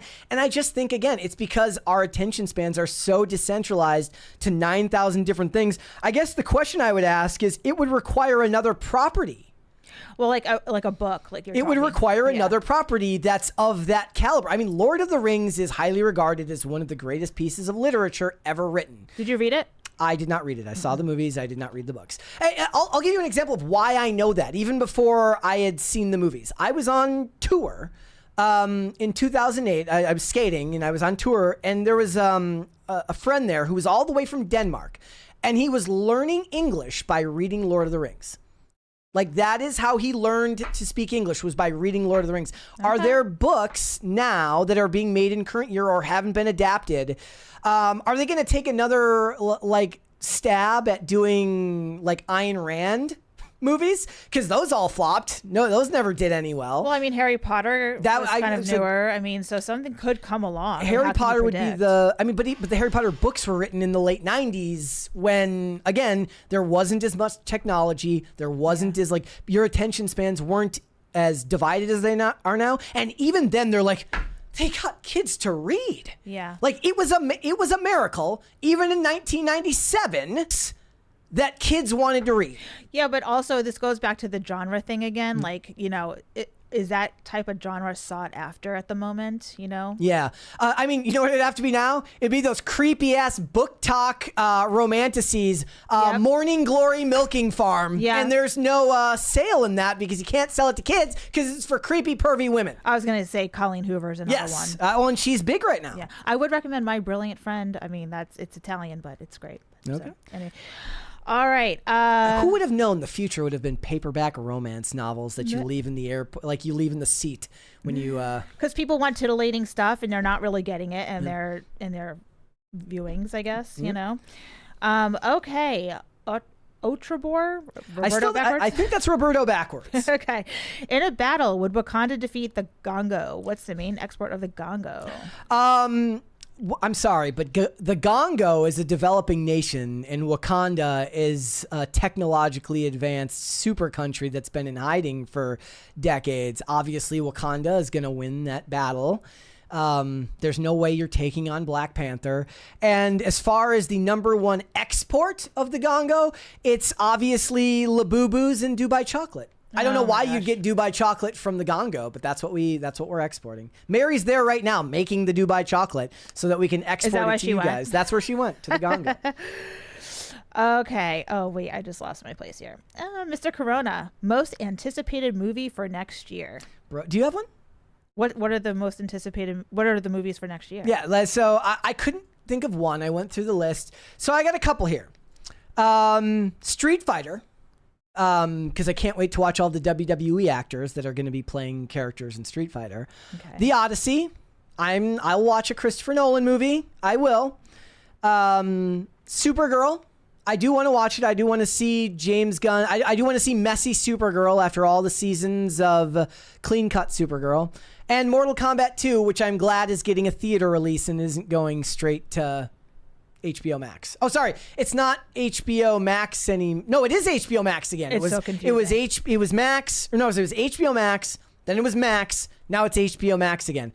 Those are the movies. I also see, is Toy Story 5 coming out? I think Toy Story 5. I think. Oh, I hope so. I love the Toy Story series, and it's not just because I have two young kids. It's a great series. Okay. So that's where I'm at there. All right, Lucas Courage. Hi, Brett. Are you going to change Spotify Pod to a video version, please, and thank you? Do people want that? I don't know. Like a thing is like I listen to audio podcasts because they're audio. I could look into it. I don't know if it's like gonna add a ton of upload time. I could literally just I record the whole video because I have to cut the segments up afterwards. I feel like that's kind of more for podcasts that have like guests on and you want to see them, Yeah. All right. Alicia, pure curiosity. Why doesn't Tim Pool ever guest star? He does sometimes. Like I said, I've been watching this show called Hotel Costiera. It takes place in Italy, and there's a character named Alicia, but they call it it's pronounced Alicia. Alice. Oh Lord. Nah. Well, this day and age, you never know anymore. Nah. Well, I mean, I'm guessing that's just how they would pronounce it in Italy. But I I was guess just so. so glad I'm American. Tim is way too busy. He's got stuff to do. Yeah. He's a busy dude. Plus, he gets done with his morning show, and then he does 9 things before anybody else gets in the day. Yeah. So he gets done with his morning show and his segments, and then he's got to have time to eat And see his baby. And stuff like skateboard. that, and he's got to have free time, otherwise he's gonna burn out. So he doesn't. He comes by for the special ones, like Sometimes, Yeah, he has a. And here's the thing: every time he does, we talk about such insane stuff. He's like, "Why am I here?" Yeah. It's like, I don't blame him. He's like, He's like, "That's not my thing." "Yeah, I don't know about any of this stuff." All right, somebody. How can we fight the YouTube narrator just reading a bad AI summaries of a movie with AI generated montages from scenes? Apocalypse. Good channels started putting no AI in their thumbnails, but they'll just be drowned out by some guy who's good at coding bots anyway. Okay, so I thought about this. Okay. I was actually having a discussion recently about. I have the utmost respect, because I would never be able to do it, for the long form content creators, because that's the stuff that I watch more than anything. I watch multi-hour long retrospectives of television shows. I just got done watching this 2.5 hour retrospective of the television show Hannibal. Okay. And it doesn't just go into detail about the show Hannibal. It gives context and insights into all the movies that involved Hannibal Lecter or Will Graham. And you can't put a price on that level of research and passion for the work. And he actually, at a point, he apologized. He goes, "I'm sorry if what I'm describing here just feels like I'm giving a summary or a synopsis of this episode, but it's just so good." The way to combat that is to be extremely passionate about what you're talking about. The AI voice is not going to be able to have that same level of passion and excitement for the details that you have. Like I said, the excitement and the details that I care about in movies and television, the things that stick with me, I always have to kind of take a second and laugh because they're just not the things that anybody else is going to care about. I'll give you an example. Like in the show Burn Notice, they do this scene where the character of Card is standing toe to toe with another character, and he's giving this great monologue, and they both are pointing weapons at each other, and they both have suppressors on their weapons. And all I can think about is like, there's no way the other dude would have bothered to do that because he's never carried one before. Yeah. And that's the stuff that I end up, and I'm like looking at Card's like cross draw holster because he has to carry it cross draw because it's because he's carrying with a suppressor on his weapon. And then when Michael's in that scene and he joins, and the whole point of the both of them having suppressors is Card sets up a point in the scene where he kills this other guy and then frames it so that he can't get in trouble for it by shooting the wall with the other guy's gun that just so happens to have a suppressor that needed to be there, because if it didn't, it would have alerted the other people that were listening on comms, whereas Michael is carrying and doesn't have a suppressor in his weapon, which is normal because he normally doesn't, and the fact that he shoots a weapon sets off the rest of the episode because it alerts everybody else. And that's the type of detail. Oh, by the way, he was also carrying like he normally was carrying like a P30, but in that scene there was a mistake and he's carrying an M&P, which is funny, but that's, again, those are the things that I care about. And nobody else is going to care about that. The things that you care about in movies and television that you want to talk about, like there is no substitute for that level of interest in something. Like people can write an AI script with just a like a synopsis, and those can be done well. There are great like YouTubers who do recaps that pepper in their own viewpoints and their own opinions or research into how the show was made. Like I said, JB Spooky Reviews does these synopsises of a television show, and then he gives me details about how Kim Manners asked for 10,000 takes on this scene. And I love that. And there is no way that AI is going to replace that anytime soon. So bring your own autistic level of interest to whatever you want, and that stuff will always stand out. So you're not worried? I mean, I'm worried that eventually the AI is going to replace the voice, I suppose. Yeah. But, you know, make it yourself. Like your voice can't be replicated. Like there was one of the questions that was asked in the YouTube chat that said, "Why do you sound like an 8-year-old girl?" See, I'm not going to make about me.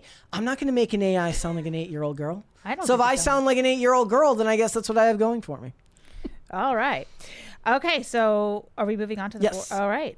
Raymond G, one of our own. Brett, can you rank your top 3 sci-fi shows and movies? Yes, I can. Actually, I can't. I gave a bunch more. X-Files, Haven, Continuum, and Fringe. Those were the 4. I would also add in Lost Girl, Warehouse 13, and Eureka. The funny thing was, I started my own MB server recently to put all the shows that I have that are not available on streaming services. And one of the things I laughed at was I went through them all and I realized I have 30 shows on my server and exactly 15 of them are led by women. And a good reason for that is like a lot of them are sci-fi shows. I find that female leads in sci-fi shows bring a unique perspective to that in the early and late 2000s that isn't there now because they became focused on the fact that they were women rather than the fact that they were women either with extraordinary abilities or being put into unique situations. Okay. So, all right. So we got Pat the Plumber here. Do you think comic book or Star Wars stuff will ever make a comeback? Kind of talked about this. I don't. I don't. I think there's been too much damage done to both of those properties. I think that Star Wars, especially, like, you might get a movie that does well every now and then, but when people saw the trailer for The Mandalorian and Grogu, they're like, it looks like an episode of the show. Like, Yeah. I don't care. It's the same thing. You can't do like zombie movies really anymore. Yeah, well, I mean, because The Walking Dead was as Yeah. big as it was, and you're just like, I mean, I guess, like, people still, like, whenever they announce something new in the Evil Dead franchise, people get interested. Yeah. But it doesn't, like, or 28 Days Later, but Yeah. that one didn't end up doing as well as I thought it was they- supposed to be like really good or something. but it didn't end up doing as well as they thought it was going to, because I think it cost more Yeah. than they wanted it to. I just think that you can't go home again with those types of things. Like, once it's hits its stride, very rarely. Have you ever broken up with someone? Then you get back together. Is it ever as good the second time around? That's a great way to It's put it. like seriously, is like a person like we broke up and we got back together. Holy crap! It's way better this time. That's not a thing. Yeah, for real. All right, Pat the plumber again. Does your new wife ever not look good in something when she asks you? She looks good in everything all the time. There you have it. All right, Cookie Don 15. If E or TMZ offered to buy PCC with a multi-million-dollar contract, I mean, we are talking millions, and let you continue to do the show the way you want, would you accept or be like, this is PCC? First of all, I don't own it, so I can't sell it to anybody. Right. Bro, I'll sell out. Yeah, let me let me sell to TMZ real quick. You'd have to ask Tim that question. You'd be like, would Tim be willing to sell it for millions? My guess is he would. You think but so? I don't know. I don't Like, he's think like, so. he'd be like, oh well. I think he would ask us. He'd be like, do you guys want to go and do this? And Yeah. then he'd make it our responsibility whether we want to or not. All right, hypothetical. What about you guys? If they were like, we want to buy, who's big in the paranormal space? Who would buy Inverted World? I don't know. There would have to be somebody, right? There's lots of people that make like paranormal documentaries are huge. I don't watch them, so I don't know which stations are that play those. I really don't know. Yeah. I'm not sure. I'd have to get back to you on that one.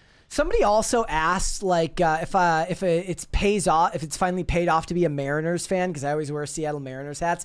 I actually wear Mariners and Twins hats. I do that because I was Ken Griffey Jr. was my favorite athlete growing up, so I wear Seattle Mariners hats because of him, not because I'm in any way like a huge fan of the Seattle Mariners.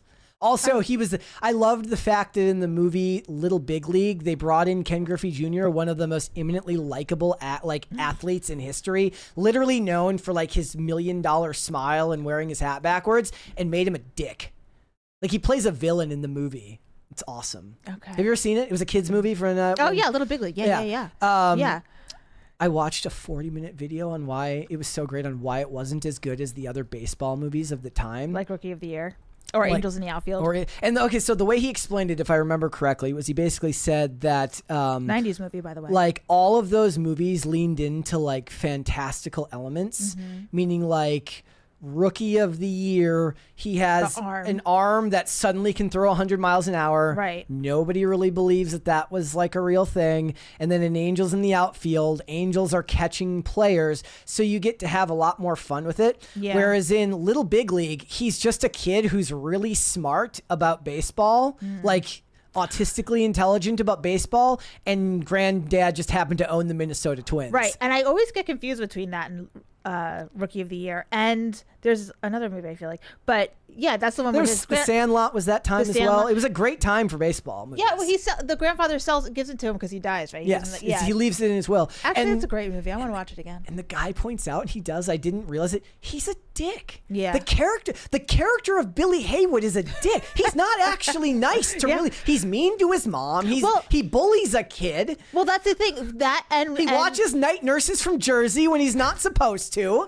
Well, that and Rookie of the Year also have the same plot line. I feel like the mother's like divorced. She's got like an ex-husband that's like, either dead or like mean or Well, and she's missing. dating this new guy who's a baseball player or whatever. No, he's not a so in Rookie of the Year, she's dating this Ted. guy who he doesn't work for the team, but he wants to be his manager, remember? Yeah, isn't he the pitcher? No, that's in Rookie Rookie of the in Little Big League. He's a player. Tim Okay. Busey plays him. He's like the first baseman, Right. And he was the one, Right. like he was one of the actors with the most actual experience. So in Little Big League, they actually did baseball tryouts before acting tryouts. They had to prove that they could play baseball. That's why the actual baseball scenes look more real in that one, because they actually made sure that all of the players, all of them played at the college level or above and acted. That's pretty good. Yeah. All right. I didn't know that little tidbit. I also love that they got Randy Johnson in there and then made that actor like sit there and get thrown fastballs by like that's awesome. Like they're like, hey, we're gonna have like the scariest pitcher in baseball just throw not even close to as hard as he can, and he never got a hit off him. Like they had to like cut to another angle and have somebody else like lob pitches at him. Love it. Amazing. All right, guys, let's go and check out the super chats. We do, guys. Again, we're almost at a crisis party. If you want Mary here tomorrow, you're gonna have to get us to a crisis party here. We will start up here at the top with Joshua. Is it Lebre? Says shout out to all the short people, Brett. I'm so glad somebody pointed it out. I pointed it out yesterday. There was this speech at the VMAs where Ariana Grande says, I want to thank my therapist and gay people. I love you.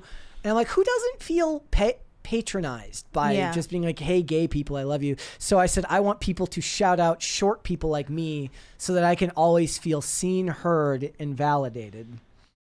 Pop Culture Junkie says, X-Files, my all-time fave, started in widescreen with season 5. I was right. I love that just sits in the back of my brain somewhere. Like, I can't remember anything. Like, I don't remember anything important. If it matters, I can't remember it. But if it's unimportant, that's the stuff I remember. How many seasons of X-Files have there been? There was 11. There was 9 initially, and then 2 when they did the revival in 2016. Wow.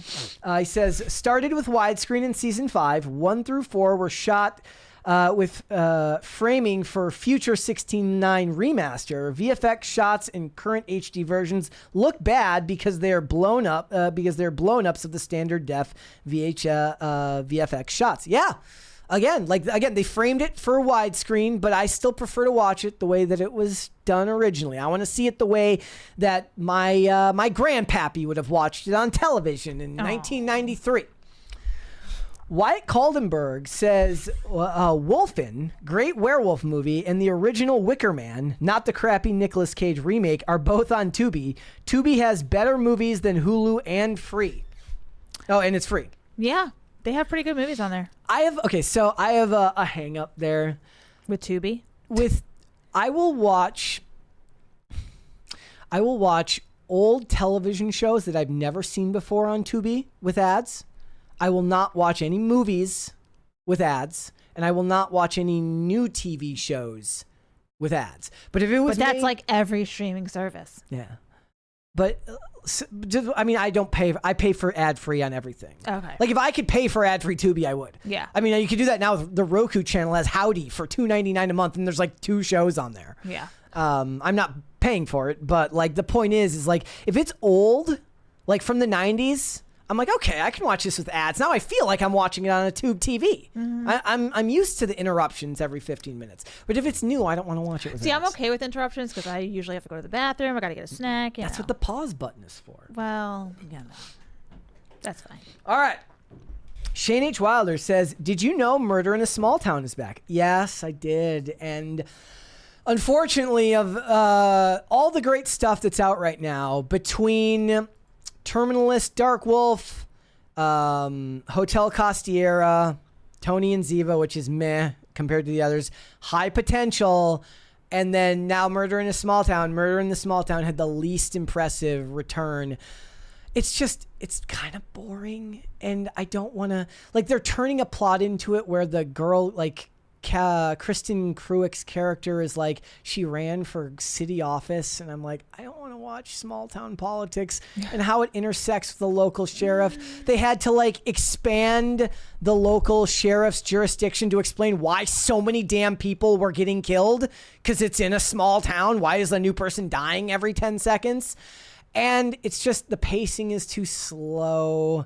the act, like none of the other actors other than Kristen Cruick and the other guy, I forget his name, the one who's Ross of Sutherland, they're not that interesting. All of the deputies are kind of annoying.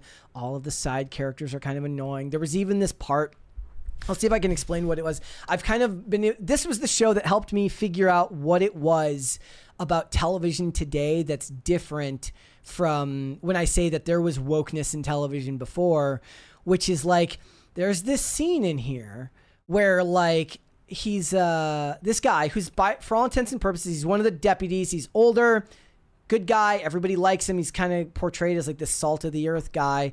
And he's talking to this lady at the police station about the new corporal that just got hired at the office. And she's not there right now, but he's talking to the other lady. He goes, oh, she's a nice gal. And the lady goes, gal? He goes, sorry, corporal. Oh, Fuck my. you. Oh, Fuck you. He's a good guy. Everybody likes him. Nobody has a bad word to say about him. He wasn't being denigrating to her rank. Seriously, fuck you for writing that line. Yeah, like, we don't need to correct in TV shows and movies. If you want to make the point that like people are dicks and he's talking down to her like, hey there, Missy, even that's ham-fisted and bullshit. Yeah. But the way that this lady goes, yeah. she looks at him like, aw shucks, old guy's being old again. I wanted to throw my TV out a fucking window. I'm sorry, but fuck you. Yeah, I'm with you on that. All right. Sorry, I have now once again Went off. You went off. Greg Duvier. Brett, what inspired you to know everything about movies or shows, like being an IMDb quiz wizard? Oh. Do you consider yourself that? No, but I regularly submit trivia to IMDb trivia. You do? I am a contributor to IMDb. Like sometimes I'll be re-looking at a show I've rewatched and I'll be like, hey, that's one of mine. Oh, that's cool. I used to do a lot of drugs. Okay. And I had a lot of time to sit there and watch TV and obsessively like look at things like that. And that is a habit that kind of stuck with me. And I find the inner workings, even in the sober light of day, I find the inner workings of how things get made more interesting. Like we talk a lot on the show about the personal views of actors and the views of people at the studios and what they mean by these things. I find the inner workings of like how it's made far more interesting, but I freely admit that that's not something that resonates heavily with a lot of people and would require way more context than is capable in like a show that has to do 5 topics 5 days a week. 5 topics a day, 5 days a week. It doesn't really necessarily translate well to the way we do our show. It allows me to add kind of context to certain things and I can chime in with other stories that we're doing. But the things that I find interesting just have always been that way. And it sucks that it doesn't actually translate better to the show. It actually works really well today, but it wouldn't work very well for like other days. But it's just something I find interesting, and I find the way that things are made. You know, that TV show, How It's Made? Yeah. Yeah, it's kind of like that. Yeah. All right. All right. Greg Duvier says, what happened to foreshadowing in movies? Do you know this? What is there like a lack of foreshadowing now? I don't know. I guess I haven't thought about it. It's like Chekhov's gun. Yeah. You know, when you see the gun in Act 1 and you know it's going to be there. Thank you. Woo! Yay, we did it. Thank you, guys. It was a long road, but we did it. Okay. Mary is very happy for you guys. Thank you. All right. All right. Yay. Mary can come back now. Mary, yes. Well, I mean, until tomorrow when we have to find out whether we get 2 crisis parties tomorrow. Make sure we get 2 crisis parties tomorrow. All right. Wait, what were we talking about? Foreshadowing in movies. Oh, yeah. I think they still do that, right? The thing is, like, I'm not a huge plot. Like, it's there, but it's like that's not the stuff I'm thinking about. It's not the stuff I pick up on or think about. I keck, therefore I meme, says, with the success of K-dramas in streaming, do you think they'll start seeing shows that tell a story and end instead of stagnating in cancellation? I don't think the American model allows for that. I think they want to go until the money runs out. I do. The funny thing, like we brought up earlier the thing about like, should studios feel compelled to like let them finish their story? Yeah. From what I remember reading, did you ever see The Americans? The With Carrie Russell. No. And okay, so But that was popular, right? that's the problem. So it got its full run. Okay. But from what I understand, and somebody can fact check me on this, but what I read is that the showrunner for that show was very good friends with the head of the network that it aired on, and he promised him to get it to air in its full entirety. And as much as I love those early seasons of that show, it's too depressing for me long term. Yeah. And, you know, like period piece spy drama isn't necessarily my thing. Noah Emmerich is one of the best actors, and Rice, I forget that guy's name, Matthew Rice and Carrie Russell, all great actors. It's just like, it didn't need to go 5 seasons if it wasn't going to make them any money, but I appreciate the fact that they let them do it. I think that as long though. as they're making money, the studios are going to force them to keep going, and they're not going to allow it to end with like artistic integrity. Like they'll want to Frankenstein projects and take all the best elements of those types of shows, like a K-drama or an anime, but they're going to inject the worst aspects of the American business side of entertainment and ruin it. Well, it's also like Ryan Murphy. I think about him too. Like, I don't know. I think at a time, Like American Horror Story, he just was going doing, on forever. He did, yeah, maybe like the first 3 seasons. Now it's like it's endless. Yeah. All right. Pat the Plumber says, "Thanks, Brett. You'll always be my hero, bro. You got to shoot higher. You can. There are way better people in the world, my friend. If I'm your No, hero, you're stop doing it. something wrong." Greg Duvier says, "Question for the both of you. Do you like to predict what's going to happen next?" Yes. Because that is my favorite thing when watching movies. You do? Oh yeah, Chris hates it. Can you give me an example? I don't know if I can give a specific example, but I'm always like ahead of everything. I'm like, okay, this is why he's doing this, and he's going to do that, right? And You want to be ahead. Oh, I want to be. What's something? I don't know why. I feel like I want to crack the code. You know. You want to watch. You want to know ahead of time. See that? And I don't like I told you, I'll go into a movie or a show not knowing anything about it, but then I'm invested if I'm into it, like, and I'm watching it. I have to know what's going on, how, you know, and I don't know. I just have to know. I'll also look at IMDb while I'm watching something. Me too. Like nothing. You could tell me how something ends, and I'll probably still watch it. Mine is like, I know this actor. So what I do is I see an actor and I'm like, he's from this episode of this show, and then I go to make sure I'm right. And every time I'm like, Yeah, I get it. And Olivia's like, good for you. Yeah. Is Olivia a movie film buff or anything? Or? She would tell you that she never was, but she certainly is kind of, just by nature of being married to me, she's become more interested in it. I'm like, don't do it. Don't go down the path I went. But I'll give you a sidebar. The West Wing is her favorite show of all time. Okay. And she knows absolutely everything about that show. And sometimes she will tell me, like, she will give me just autistic level detail about that. And I'm like, oh my God, this is what I do to her all the time. Oh my God, that's funny. I know. And then I feel bad for her because she's like, I understand why, right? You want to share this thing that you're passionate about with someone. And then I have to kind of temper myself and be like, just because you love this does not mean that anybody else is going to care the way you do about it. And I also think I like to predict what's happening because I want to make sure a movie is going to be surprising and inevitable at the end. Mm-hmm. And if I can predict it, then I guess it's not. I mean, but the thing is, like, so this is something that pro wrestling gets into hangups about, which is like, not everybody, sometimes you get too clever for your own good and you swerve just to swerve. Sometimes the simplest, most predictable story is the best story to tell as long as you tell it in an effective way. Yeah. Daniel Bryan at WrestleMania 30 going to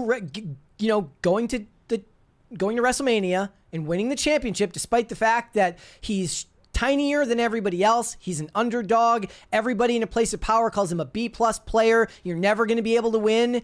And then Batista comes in from an acting break and they're like, no, we're going to put him in. And the crowd boos him out of the building and says, that's not what we want. Don't get too clever for your own good. Tell the story that makes the most sense and do it well. At least in my opinion. So wait, are you a predictor? I'm not a predictor. No. Okay. I'm not a predictor. Okay. Olivia's a predictor. Okay.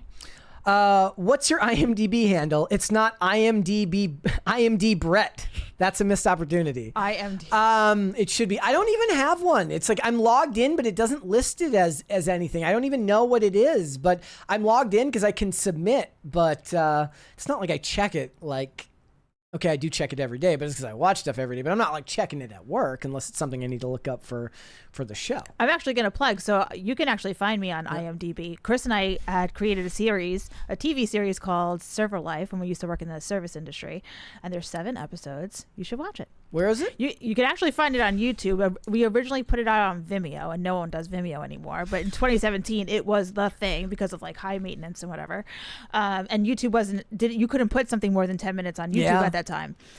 But now it is. Now you can find the whole series on YouTube. So I'm showing Olivia this show. I mentioned earlier, Private Eyes, and there's a Vimeo joke that dates the show. It's so funny. It was in like 2016. She's like, "Is this some type of hipster art project? Am I going to be on Vimeo? Yeah, on Vimeo?" And I'm like, bro, nobody knows what you're talking about in the year of our Lord 2025. It was such a big deal back then. And also, like, Facebook, you couldn't put anything on it. YouTube, you couldn't have more than 10 minutes. Like, it just was not a thing. Skating, it was big for a while because YouTube would copyright all the music and you could, like, it would get muted. Mm-hmm. Now they just revenue share and keep it. Back then, even if you weren't monetizing it, they would mute the audio. So people would upload everything to Vimeo, and the quality uploads were better back then. Yeah. All right.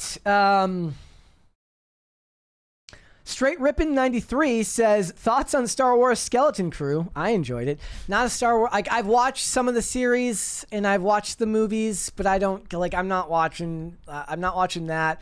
I'm not watching any of the new stuff. If there's something like, we reviewed The Acolyte because we knew it was going to be awful. We reviewed Kenobi. It was meh. I don't care much about Star Wars these days. Like high fantasy and like granted, I know that that's space opera, but like most of that just doesn't interest me. Yeah. I'm not a high fantasy. I'm not a space opera, and I'm not like an intellectual Blade, Gattaca or Blade Runner person. Like give me like the lowest common denominator sci-fi, and I'm still okay with it. Okay, Pork Stuff says, Brett, I know it's not your style, but what are your top 5 sitcoms? Alex, I don't know if I watch any sitcoms. Do you watch any sitcoms? I mean, I used to watch Friends. I've watched a lot of Seinfeld just by virtue of being my age and growing up around people that also are alive because they liked Seinfeld. Did you watch The Office? I didn't watch that show. I've seen spatterings of The Office, but it doesn't really interest me. I'm like looking it up. Always Sunny. Always Sunny has good. Okay, so there's one that I've seen at least more than 1 or 2 episodes of. Again, like I wouldn't have known who Jimmy Simpson was if it wasn't for that and that episode of House where he plays a priest who gets accused of pedophilia. Yeah, not really for me. Not for me. Wyatt Kaldenberg. By the way, we are like a third of the way to a second crisis party. If anybody wants to get us to a second crisis party. Wyatt Kaldenberg says, you ever see that episode of Gilligan's Island? I can tell you right away, no. No, I have not. But I'll finish the question. Have you ever seen that episode of Gilligan's Island where the castaways almost got off the island until Gilligan screwed everything up? That's the best episode. Is that like every episode or something? I have no idea. That was before me. Surprisingly. Greg Dubier says, you forgot about packaging peanuts from the Gongo. Yeah, the edible packing peanuts. We export those as well. All right. Shane H. Wilder says, would you watch The Patriot starring Tate Brown? Yes, I would. I would watch Tate star in his own version of The Patriot. Isn't that Mel Gibson? Yeah. The Patriot Mel Gibson? Yeah. He goes, sorry, I'm making a movie poster of The Patriot with Tate as Mel Gibson. Yeah. Okay. Hold on. Water break. Nick C says, breaking. Denis Villeneuve has signed on to direct Morning Glory Milking Farm film adaptation. Ron Perlman is set to play the Minotaur, Stop. and Dylan Mulvaney is taking the role of the milker. Why is that so accurate? I mean, let's face it, it would be Sydney Sweeney or Zendaya playing the milker. But why is Ron Perlman absolutely the Minotaur? Ron Perlman came into your head because we were talking about Sons of Anarchy, right? Well, I mean, he mentioned it, not me. I know. Well, that's why we were talking about it. Although I love Ron Perlman, so he can do it. He's another one of those guys who's like, see, the biggest skill you can learn when you watch a lot of movies or TV is to learn to separate the art from the artist. He's one of the most annoying leftists or liberals, but he's so great at acting that it doesn't matter. See, I don't pay attention to that stuff. Michael Beacon says, Brett, get Brave browser and every streaming service is ad free. I mean, yeah, but first of all, I have Brave browser, but I don't watch on a computer. Yeah, I don't watch on the computer. I don't want to, like, that was the whole point of getting the MB server, is so that I can watch the things that I have not on VLC media player, but on my TV. Right? Yeah. With an actual, so it's got a player. Yeah. I used to have to do a thing where I would, I'm not even kidding you. I had like one of those remotes that, like those universal remotes that you can use with a television, or like with your computer, where it will like work as like, as long as you use the mouse to open VLC media player and put everything in a playlist, you can then use the remote to hit play, fast forward, next, and stuff like that. But now you can just put it on a server and watch it with its own streaming player. Yeah. All right. I don't know what that is, but Miss Ray sent us an emoji, and I can't tell which one it is. Actually, I can check here. I might be able to. Oh, it looks like the celebration emoji. Yay. Thank you. The emojis are weird on YouTube. Yes, they are. All right. Carnell says, is it coincidentally that Major League Rookie of the Year, Little Big League, and Angels in the Outfield used MLB teams with red, white, and blue just to add subtle touch of Americana to the films, or was it deliberate? Probably because it's primary colors. It's easy, right? Maybe. I mean, I always loved, like, the better question is, who did they choose? Who did they choose as the bad guys? So in Rookie of the Year, it's Seinfeld. What's his name? Right? Wait, is that? Oh no! I'm thinking of Jason Alexander, but that's they're not playing him. Are they playing the Mets the final game in I don't know. in Rookie of the Year? But it was a National League team, which is weird as well, because if you look, and then so it's I believe for both the Indians in Major League, it's the Chicago White Sox are the bad guys. And then in Angels in the Outfield, I don't remember. Can somebody look it up? Who do the Angels play at the end of Angels in the Outfield? I don't know who it was. The better question is who the teams are that they chose as the bad guys. The White Sox. At the end of White Sox. At the end of which one? It says the Angels play the Chicago White Sox at the end of Angels in the Outfield. Okay, so the White Sox are the bad guys in two franchises? Tell me that's a coincidence. So you said and Major League. And Major League? Yeah. Oh. Because I believe they play, because at the end of Major League 2, Parkman gets traded from the Indians to the White Sox mid-season. So what are they saying about Chicago? But then the Chicago's the good guys in Rookie of the Year, so it kind of evens out. We the just Cubs saw Chicago White Sox play over the weekend. Yeah. And then the Twins, again, like I said, they play the Seattle Mariners. Why are they making the Mariners the bad guys? What are you saying? Do you have a problem with Seattle? Why would you make Ken Griffey Jr. a bad guy? He's like the most likable athlete in baseball. Like making Randy Johnson a bad guy, I understand. He's scarier and he doesn't smile. Yeah. You know what? Here's a fun fact about both of those guys. Both Ken Griffey Jr. and Randy Johnson, legendary baseball players, have work as professional photographers now.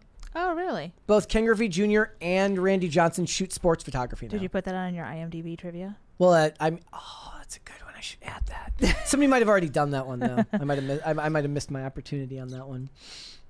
I would hope that that's the reason, that it was about the Major League Baseball. Somebody else said that there was like a lockout, like a league lockout during when a lot of those movies were made, but I can't remember. Like they were on strike, basically. Oh, maybe. But baseball movies are the best. I love baseball. Another 90s kind of baseball movie we're missing is Sandlot. and Space Jam. I mean, that's not baseball. It's basketball. It is, but Michael Jordan, doesn't he play baseball? Oh, at the beginning of the movie. Yes. Have you ever heard the conspiracy theory that he didn't actually want to quit basketball? He was actually suspended for gambling and that he had to go play baseball. Oh, did he talk about that in a documentary? I don't know. I remember reading that somewhere one time. I thought it was because his dad liked baseball, so he wanted. Yes, That's what maybe that's just the story. That is like. Gotcha. Somebody mentioned Funky Butt Loving. Yes, from Funky Butt Loving Rookie. Butt Loving. You know who directed that movie? Who? The guy who plays Daniel Stern? Daniel Stern. Really? It's like his From one Home Alone? From Home Alone. Directed that movie. Yeah. Go see He's Bushwhacked. great in that. Give the ball when he gets locked in the cage. Yeah. Or in between the doors. I tried to explain that to Olivia once, where I still to this day will be like, your door seems to be malfunctioning. I'll get housekeeping up here. And he goes, nice guy. Yeah, nice guy. Like guys like, oh, and A League of Their Own. Thank you. Another baseball movie. Which used to be my favorite movie, speaking of favorite movies, because I used to play softball. But also, how can that be my favorite movie anymore? It's dated now. It's just like you watch those movies and it's just it's such a sense of like freedom from all of the troubles of the world now. Yeah.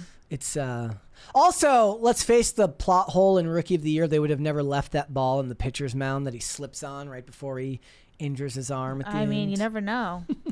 Carelessness, man. All right. Marcos says, make sure I didn't miss anything. Yep, Marcos says, I came from Rumble to Super Chat here for the Crisis Party. Thank you. I didn't even check Rumble. Oops. And High Voltage 75 says, Brett on Inverted World when? Oh, yeah, when? I mean, but I wouldn't really make any sense on Inverted World because I don't really follow the paranormal. I mean, you don't really have to. Like, really? Do they have You people have some on? opinions. There are people on there who are just like, yeah, I don't know anything about this stuff. Well, not necessarily. Okay. We got some Rumble rants over here. I'm going to get that. Guys, just to let you know, we got like a couple minutes if anybody wants to get us to a Crisis Party before we go. Someone said the only problem with League of Their Own is that Rosie O'Donnell is in it, and I get it. But at the time, it didn't matter. Yeah. And Madonna's also in it, too. Again, that's the point, right? At that time, you didn't know the opinions of every actor in the world, so you don't care. Well, you might have known that she was in love with Tom Cruise and not gay at the time. Broody Gambit says, who is your favorite turtle from Teenage Mutant Ninja Turtles and why? Can you rank the movies? Favorite? I mean, I was always pretty bland. Leonardo, because I wanted swords. That was obviously I learned later that Raphael was the more deep character. There was more character growth with Raphael because of his anger issues and the way that he didn't feel like he fit in with the other turtles. And like rewatching the movie now, I get more from Raphael's arc. I do want them to make the last Ronin story. I'm not going to give a spoiler on that, but I would like to see them do that with the character that they choose and make a movie of that one. But even then, if they did it, I would want them to be animatronic. As for the movies, I'm just going to do the first three, and they literally go, it goes in order. 1, 2, 3. 1 is the best, 2 is the second best. 3 is hilariously awful, but still a fun watch.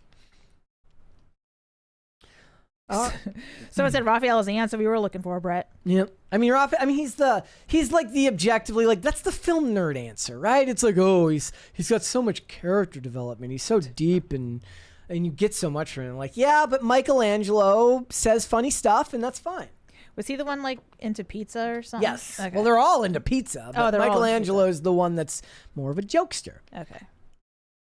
All right. What is that? Adobe Kenobi. That's an amazing screen name. Brett, what's your wrestling Mount Rushmore? Mine's Randy Savage, Bray Wyatt, Kenny Omega, Chris Jericho. Wow. That's you have to think about that one. That's crazy to add.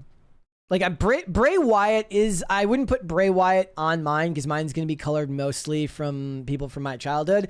But Bray Wyatt is probably the benchmark for modern day wrestlers with the ability to reinvent themselves into new characters. Like I got out of wrestling like ages before and got into it for a bit when he first started playing the kind of cult leader character in NXT, and it kind of blew my mind. Also, Sister Abigail is probably my favorite finishing move next to the curb stomp of all time, both finishers that gained popularity at that time. But mine would be Stone Cold, The Undertaker, yes, Undertaker, but not Dead Man Undertaker, American Badass Undertaker. It's like one of those ones where they put you on the spot. Mm-hmm. I would put AJ Styles, and then who's a fourth one that I could pick for that one? I guess it would have to be Hulk Hogan, because less of his wrestling prowess and more just the cultural relevance. I'm literally picking and choosing different criteria for all these guys, so I apologize. Stone Cold will always be my favorite wrestler of all time. He was a cultural phenomenon that was impossible to ignore when I was a kid.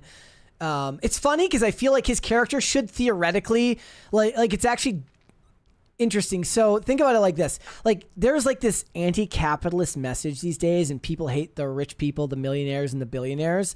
But Stone Cold was representative of the average everyday working man who hated his boss, or at least, wanted to go to work every day, but was like, you know what? My damn boss. And that was you lived your workplace fantasy that you can't live in the real world because violence is never the answer, through Stone Cold Steve Austin beating up Vince McMahon every week on Raw.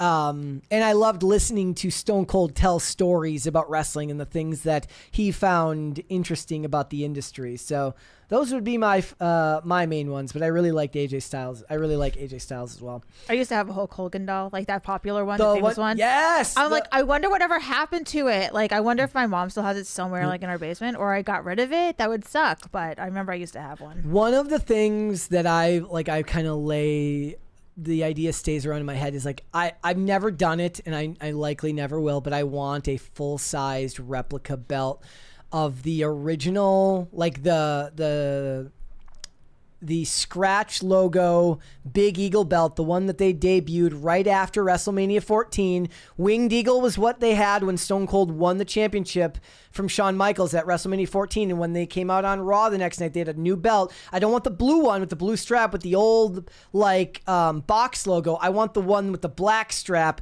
with the Scratch logo on it. And I literally have a replica belt that sits in my eBay cart indefinitely. Put it on the Christmas list. I will never spend the money on it, but I want one. Did you ever see The Iron Claw? I didn't watch it. Oh my God. About the Von Erichs. Such a great movie about wrestling. Yeah. It's so good. It's the movies have never like I saw, what was it? The Wrestler. And I know that one's controversial within the industry, but it's like the movies have never really interested me. But also, I would argue that the video packages in wrestling in the late 90s and earlier 2000s still hold up today as like some of the best montages you will ever see. I have a whole YouTube playlist with old pay-per-view montage packages. Broody Gambit says, I miss my childhood Friday routine. Get dropped off at the theater after school with $10 for the matinee and snacks. Did that through college, though by then it was closer to $20. Yeah, it gets expensive. It's gotten more expensive over time. All right, make sure that we're all caught up here. I think that we've got through all of them. All right, just double checking everything. High Voltage 75. Oh, no, we got a couple more here. I missed a couple here. Glad I checked. Gordon Shumway says, do you have to explain to the younger folks about the scene in TMNT where the pizza delivery guy has to give them a discount for being more than 30 minutes because being more than 30 minutes late was a thing in the 90s? You're 2 minutes late, dude. He goes, oh, man, I couldn't find the place. Wise men say forgiveness is divine, but never pay full price for late pizza. Wasn't there a movie about this with Jesse Eisenberg where he's like got to deliver pizza in like 2 minutes or less or something? Maybe. I think it's literally called like... Let's face it. I mean, Peter Parker could never deliver anything on time either. High Voltage 75 says, favorite tag team?